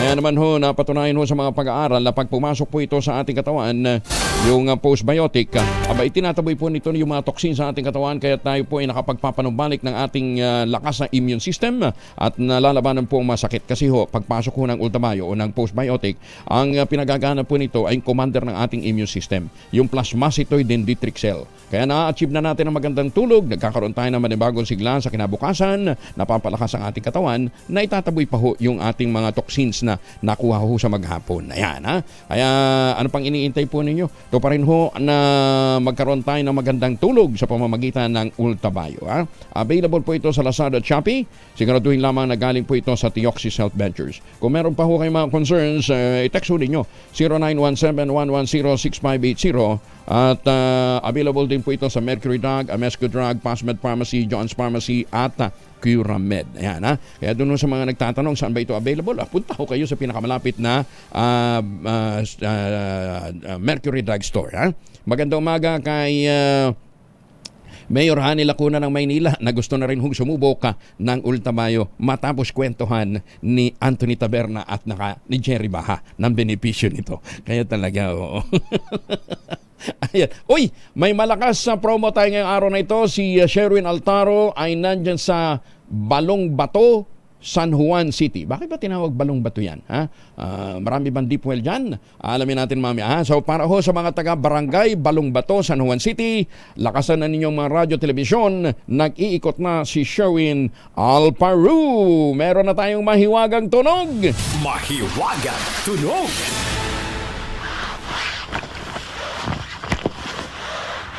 Ano yan? Parang naghihilik lang yan. Ipakiulit nga. Ay, hindi. Hindi. Alam ko, pagka naghihilik ako kuminsan, pagka pagod na pagod, gano'n. Parang ano lang parang malakas na hangin, tapos biglang, parang may kulog. Hindi ko alam kung ano yan. Bahala ho kayo manghula. Ang inyo pong mga sagot, o nga pala, saan nga ipapadala? Ipadala po ninyo sa 0919-282-6485. 1,000 po muli ang premyo ng ating mahiwagang tunog. Sundin po ninyo ang tamang format ng pagte-text, empty space, name / address / contact number / at ang inyong sagot. Isang beses lamang po maaaring mag-text sa ating text line gamit ang inyong mobile number. Kung sasali po kayo online, kinakailangan meron po kayong sharer badge. Ala pa ho tayong clue kasi hindi ko pa rin ho alam kung ano yung ating mahiwagang tunog. Ulitin ho natin, papadala po ninyo sa 0919-282-6485. Pero kung ano man yan, pagkatapos ho ninyong manghula, mag-shower ho kayo gamit ang Shield Bath Soap. Dahil 85 taon na ang kauna-unahan sa Pilipinas at ang MBC mas gumanda na, mas pinalakas at mas pinalawak pa ang pamimigay ng ating papremyo. Ito ang DZRH Mas Malakas Promo, kung saan pag naabutan namin kayong malakasang nakikinig o nanonood sa DZRH ay mananalo ka ng instant 1,000 pesos at may kasama pang grocery bag ng DZRH. So ano pang hinihintay ninyo? Tutok na sa nangunguna kauna-unahang radyo sa buong Pilipinas, DZRH. Una sa Pilipinas, una sa Pilipino. Ayan, para ba naman tayo, agahan natin mamigyan ng premyo. Sherwin Alparo, RH6, nasa Balongbato, San Juan City. Sherwin. Yes, Angelo, agahan talaga ang pamimigay na pa-premyo, pero agahan ko ngayon spaghetti. Pagkasarap-sarap, 25 pesos lang. Ito yan sa karinderyahan, parang karinderyahan pero tindahan. Pero ang pinaka-importante, nakatutok sa DZRH. Ayan, no? Kahit pakita mo ngayon yung cellphone. Galing ni tatay, sipag, oh. Unang tanong pa lang natin, tutok na sa DZRH. Tatay, pangalan nyo? Ricky Harayo po. Ricky. Ricky, ka nakatune in sa DZRH? Yes po, araw-araw. Araw-araw dahil nakatune in ka sa DZRH. Sino paborito mo announce sa tuwing umaga? Si Sir Angelo Palmones. Angelo Palmones, bigyan ng 1,000 pesos yan! Thank you! Siyempre, meron pa kasama yung t-shirt, umbrella, at siyempre grocery bag ng DZRH. Yan, ha? So ito, tatay, ano masasabi mo? Maraming salamat po. Mabuhay pa ang DZRH. Ayan, Maraming salamat. Ricky. Sa makita, ang dami si Syria. Sherwin. Camera. Artista ba yan si Ricky? Na parang lumalabas natin sa pelikula yan, ha? Lumalabas ka ba sa pelikula natin? Hindi naman. Oo, parang nag-audition yan, eh. Parang nag-audition yan sa American Got Talent, eh. Nag-audition ba kayo sa America's Got Talent? Hindi pa. Sana sumali siya pag luto ng spaghetti. Paano ba niluto yung spaghetti ba't masarap? May pagmamahal. Naman. May pagmamahal sa spaghetti. Pero mura. Ito yung mura na talagang mapapamahal ka. Ayan. Sige. Kaya congratulations, kuya. At syempre sa mga nais manalo ng 1,000 pesos tumutok lang sa DZRH. Baka kayo ng susunod natin winner sa DZRH Mas Malakas from Mars. Number 6, Sherwin Batao Taro, DZRH. Una sa Pilipinas, una sa Pilipino. Maraming salamat. Ay, Sherwin, naibigay mo ba? Nabigay mo? Sige, singilin mo ako mamaya. Paalala mo sa akin. Alam mo naman, malimutin ako pagka sinisingil na ako, eh. Naku, huwag ka mag-alala. Sige, maraming salamat, Sherwin. At congratulations kay Ricky, ha? Thank you. Dahil 85 taon na ang kauna-unahan sa Pilipinas at ang MBC mas gumanda na, mas pinalakas at mas pinalawak pa ang pamimigay ng ating papremyo. Ito ang DZRH Mas Malakas Promo, kung saan pag naabutan namin kayong malakasang nakikinig o nanonood sa DZRH ay mananalo ka ng instant 1,000 pesos at may kasama pang grocery bag ng DZRH. So ano pang hinihintay ninyo? Tutok na sa nangunguna kauna-unahang radyo sa buong Pilipinas, DZRH. Una sa Pilipinas, una sa Pilipino. Magandang umaga, Pilipinas! 44 makalipas ang alas 5 ng umaga, nanindigan naman si Vice President Sara Duterte na hindi siya bratinela o spoiled brat. Ganun pala yung translation na, bratinela. Kasunod dito ng pambabatikos ukol sa kanyang naging asta sa pagharap ng budget hearing sa Kamara. Sa isang panayamig giniit ng pangalawang Pangulo na simula nang siya ay maging mayor ng Davao, hindi niya inabuso ang kanyang kapangyarihang hinawakan at maging sa lahat ng mga opisina ang kanyang pinagdaanan. Ang tingin ng Vice Presidente, hindi lang sila sanay ang mga miyembro ng Kamara na hindi nakukuha ang gusto nilang marinig na sagot. Palagay din ito ay isang pag-atake ng mga kongresista ang pagtawag sa kanyang bratinela. Kahit sumasagot naman siya sa mga tanong ng mga ito. She may not understand what they're talking about. Samantala, binanata naman ni Senator Amy Marcos ang kanya'y gigil na kongreso na mapatalsik sa pwesto si Vice President Sara Duterte. Paalala ng presidential sister kung sakalit demokrasya ang paglalaroan ng mga katiting na maghahain ng impeachment case sa pangalawang Pangulo, isa niya itong kabastusan sa pasya ng bayan na at resulta ng halalan, panghahamak sa boses at katapatan ng sambayanan sa pagpili ng kanilang lider.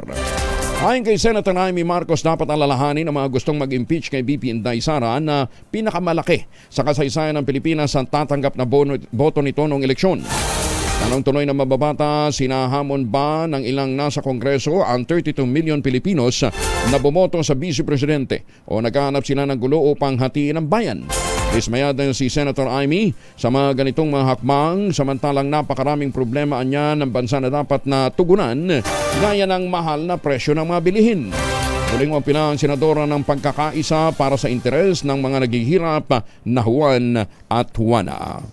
Karagdagang benepisyo sa mga magagawa, mahalaga kahit bumaba pa ang unemployment rate. Ayon naman sa Trabaho Party List, yan report sa atin ni Ijel Parosa. Ijel? Bumaba man ang unemployment. Yan si Ijel. Naputol si Ijel. Mahal na, 50 pesos pa rin daw ang mabibiling bigas dyan po sa may Luerta Public Market, Parañaque. Detalye mula kay Giselle Ricoport, RH15. Giselle. Kuyang Angel, wala nang mabibiling 48 pesos kada kilong bigas dito sa Luerta Public Market sa lungsod ng Parañaque. Mahal pa rin kasi sa 50 pesos yung kada kilo itong well-milled rice dito sa palengke. Yung lokal na pangunahing butil, mataas din sa 56 pesos ang kada kilo ng mabibiling pinakamurang imported, habang 60 pesos naman yung kada kilo ng pinakamahal. Paliwanag ng mga nakapanayam nating tindera, wala na rin silang maangkat na 48 pesos kada kilo na bigas doon sa lalawigan ng Bulacan. Meron daw supply ng murang bigas sa probinsya pero ilang araw na umanong walang giling doon. O meron naman daw supply ng murang palay doon sa probinsya pero walang giling. Nasa 2 piso na nila kada kilo ang ibinaba ng bentahan sa kanila ng mga rice importer. Resulta naman ng 15% tapias tarifa sa ilalim ng Executive Order No. 62 ni Pangulong Bongbong Marcos. Ito si Giselle Ricoport para sa DZRH sa Pilipinas, una sa Pilipino. Maraming salamat, Giselle. Balikan natin ngayon si Ijel Parosa. Ijel. Bumaba man ang unemployment rate mula 4.9% noong nakaraang taon na ngayon 4.7%, hindi umano dapat tumigil ang pagsulong sa karagdagang sahod at benepisyo sa mga manggagawa. Giit ni Trabaho Party List spokesperson Attorney Filimon Ray L. Javier, dapat pa rin pagtuunan ng pansin ang pagpapataas ng sahod at paghamdog ng dagdag na benepisyo bilang tugon sa patuloy na panawagan ng mga manggagawa. Ayon sa grupo, magandang ulat man na may trabaho kahit papaano ang mga manggagawa, hindi dapat tumigil dito ang pag-unlad, kundi dapat pang isulong ang mataas na kalidad ng trabaho, disenteng sahod at dagdag na benepisyo. Dagdag pa ni Attorney Javier, dapat pa rin tutukan ang pagkontrol ng inflation at pagpapaganda ng kalidad ng trabaho na kabilang sa mga most urgent national concerns. Kinilala ng Trabaho Party List ng tagumpay ng administrasyon matapos itong makapagdagdag ng halos 1 milyong trabaho sa bansa kumpara noong nakaraang taon, partikular sa sektor ng konstruksyon. Ngunit kahit bumaba ang unemployment, mayroon pa ring 2.38 million na mga Pinoy ang walang hanap buhay noong July 2024, kung saan isa sa mga pangunahing dahilan ay ang pagpasok ng mga bagong graduate sa labor market na hindi agad makahanap ng trabaho. Ito ang dahilan kung bakit isinusulong din ng Trabaho Party List ang paglikha ng isang centralized database na maglalaman ng lahat ng job vacancies mula sa iba't ibang kumpanya sa Pilipinas. Ito si Edniel Parrosa, nag-uulat para sa DZRH. Una sa Pilipinas, una sa Pilipino. Magandang umaga, Pilipinas! Maraming salamat, Ijel. Magandang umaga sa mga Pilipino sa Hayward, California. At kung babalik ho kayo ng Pilipinas, pauwi ho kayo, bumili na lamang ho ng tangerine chocolate. Wag na ho yung imported. Ito pong tangerine chocolate ay 100% gawang lokal. Gawang lokal but taste and looks global. Sa tulong po ni Dr. Helen Tan, yung po mga planting material ng kakao galing Davao, hinakot po yan para maitanim sa ilalim po ng mga nyugan. Kaya ngayon, ang ating pong mga magsasaka, mga magniniyog, nagpo-produce na po ng sariling brand nila ng tsokolate. ang Tangerine Chocolate. Available sa 0919-095-5935 o dili kayo check po ninyo sa tangerinechocolate.ph. Nandun po yung mahigit 10 variants po ng Tangerine Chocolate na po pwede ho ninyong pagpilian. Sabi nga po ni Dr. Helen Tan, sino bang magmamalasakit sa Pilipino kundi ang kapwa Pilipino? Kaya sabi po ni Dr. Helen Tan, sa bawat tangkilik po natin ng Tangerine Chocolate, pinalalakas natin ang loob ng ating mga magsasaka, pinalalakas natin ang ating lokal na ekonomiya. Tangerine Chocolate, gawang lokal, but taste and looks global. Kaya't ano pang iniintay po ninyo? Tangkilikin ang gawang atin para lumakas ang ating ekonomiya. Maganda umaga, Pilipinas! 9 na minuto na lamang bago po mag-aces ng umaga. Umaga din po sa mga taga-Agana, Guam. 6 na minuto na lamang bago po mag-aces ng umaga. Baka naghahanap po kayo na mabibilhan din po ng magandang bahay. Yung paggising mo sa umaga, paglabas mo ng balkon, malamig na simoy ng hangin at saka magandang tanawin ang sasalubong sa inyo. Aba, yan po ang St. Monique Ballet. The most prestigious project ngayon dyan po sa Binangonan, Rizal. Meron na silang townhouse na Bianca model. 2-story townhouse po ito na may balcony, 2 hanggang 3 ang kwarto. O pwede ho ninyong ma-avail through Pag-ibig Financing at less than 20,000 pesos a month. 30 years to pay. Tawag na po sa 0917-719-7908 para po sa karagdagang impormasyon. Sa labas ho, within the township din ho, kompleto ho yung mga amenities. At syempre, napakalamit din po yung iba pang eskwelahan, simbahan, malapit naman po sa St. Monique Ballet. St. Monique Ballet. Ulitin natin 0917-719-7908. The most prestigious project ngayon dyan po sa Binangonan, Rizal. Maganda umaga, Pilipinas! At muna, ibalik ko rin muna yung ating mahiwagang tunog para makahabol ho kayo. Mahiwagang tunog! Hindi. Sabi ng isang nanghula, binubuksan siper. Sinubukan ko, hindi naman ganun ang tunog Oh. Ang inyo pong mga sagot, ipadala po ninyo sa 0919-282-6485. Sundin ang tamang format ng pagte-text, empty space, name / other / contact number / at ang inyong sagot. Isang beses lamang po maaaring mag-text sa ating text line gamit ang inyong mobile number. Kung sasali po kayo online, kinakailangan meron po kayong sharer badge. Ayan para manalo po ng 1,000 pesos. Pag hindi po ito napanalunan ngayon, syempre, madadagdagan. 2,000 na yan bukas. May pambili na ho kayo ng bagong iPhone. Mayroon na palang bagong iPhone. Opisyal lang ilulunsad ng kumpanyang Apple ang pinakabagong model ng kanilang iPhone series, yung pong iPhone 16 at iPhone 16 Pro. Ayon sa Apple, ito ang pinakaunang Apple device na may built-in artificial intelligence o AI sa sariling sistema. Yung bang pag-picture mo daw ganyan, hindi mo na kailangan ang filter. Diba? Pag-picture mo ganyan, diba, si Angelo ka, ang lalabas Piolo Pascual. Naman! Kawawa naman si Piolo. At least hindi Max Alvarado. Dahil sa AI, makakapag-generate ng naturang iPhone ng iba't ibang request na hiling ng user. Ayan, Ivan, halimbawa sabihin mo, pwede bang mala Jericho Rosales ang labas ng picture ko? Bibigay sa iyo. Oo, di ba? Yun nga lang, kasi laki mo si Dagol. Samantala, ilan din sa malalaking pagbabago din ng bagong model na ito. Mas malaki yung display, bagong camera array, kakaibang camera control button, at iba pang mga features. Makakatulong dito para sa mga mahilig mag-selfie. Naku! Yung mga politiko, malamang mag-unahan din ang pagbili nito. Lalong-lalo na mahilig mag-selfie, Magsisimula ang rollout ng iPhone 16 sa October at available dito ay kulay ultramarine, teal, pink, black at white. Ayan iPhone 16? iPhone 19 na ako Maganda umaga, Pilipinas! Yung aking cellphone lahat ng gilid may camera Di ba? Kaya pala malalabo ko ako. Nasa gilid yung camera habang hawak kong gano'n, iPhone 19. Ay, nako. Kumpiyansa naman si Interior and Local Government Secretary Ben Hur Abalos Jr. na maiuwi na ng Pilipinas si dating Negros Oriental Congressman Arnulfo Teves Jr. Kasunod dito ng pagkakaresto sa dalawang high-profile fugitives sa loob lamang ng isang linggo. Si dating Bamban Mayor Alice Guo na sinundo niya sa Indonesia At ang founder ng Kingdom of Jesus Christ na si Apollo Kibuloy ay kaabalos umaasa siya na may susunod na ng mga otoridad ang pagpapawi kay Tevez na kasalukuyang nasa ilalim ng kustodiya ng Timor-Leste Police matapos na maaresto noong Marso batay naman sa red notice ng Interpol. Si Tevez ay naharap sa kasong pagpatay kay Negros Oriental Governor Roel Dicamo noong 2023. Habang may hiwalay na murder case din siyang kakaharapin matapos na iturong mastermind sa pagpatay sa 3 pang individual sa Negros Oriental noong 2019. Susunod na po ang 2x2 at ang ACS Balita. Kuya Angel po, si Angelo Palmones nag-iiwan sa inyo na isang magandang umaga. Maraming salamat sa inyo walang sawang pagsubaybay, pakikinig at pagtitiwala. Magtanim ng kawayan para sa kalikasan at kabuhayan. Ang ating quote of the day ngayong araw na ito ay mula po sa isang German chemist and mathematician. Ang sabi ho niya, itong si Werner Mitch, education can be acquired, intelligence cannot.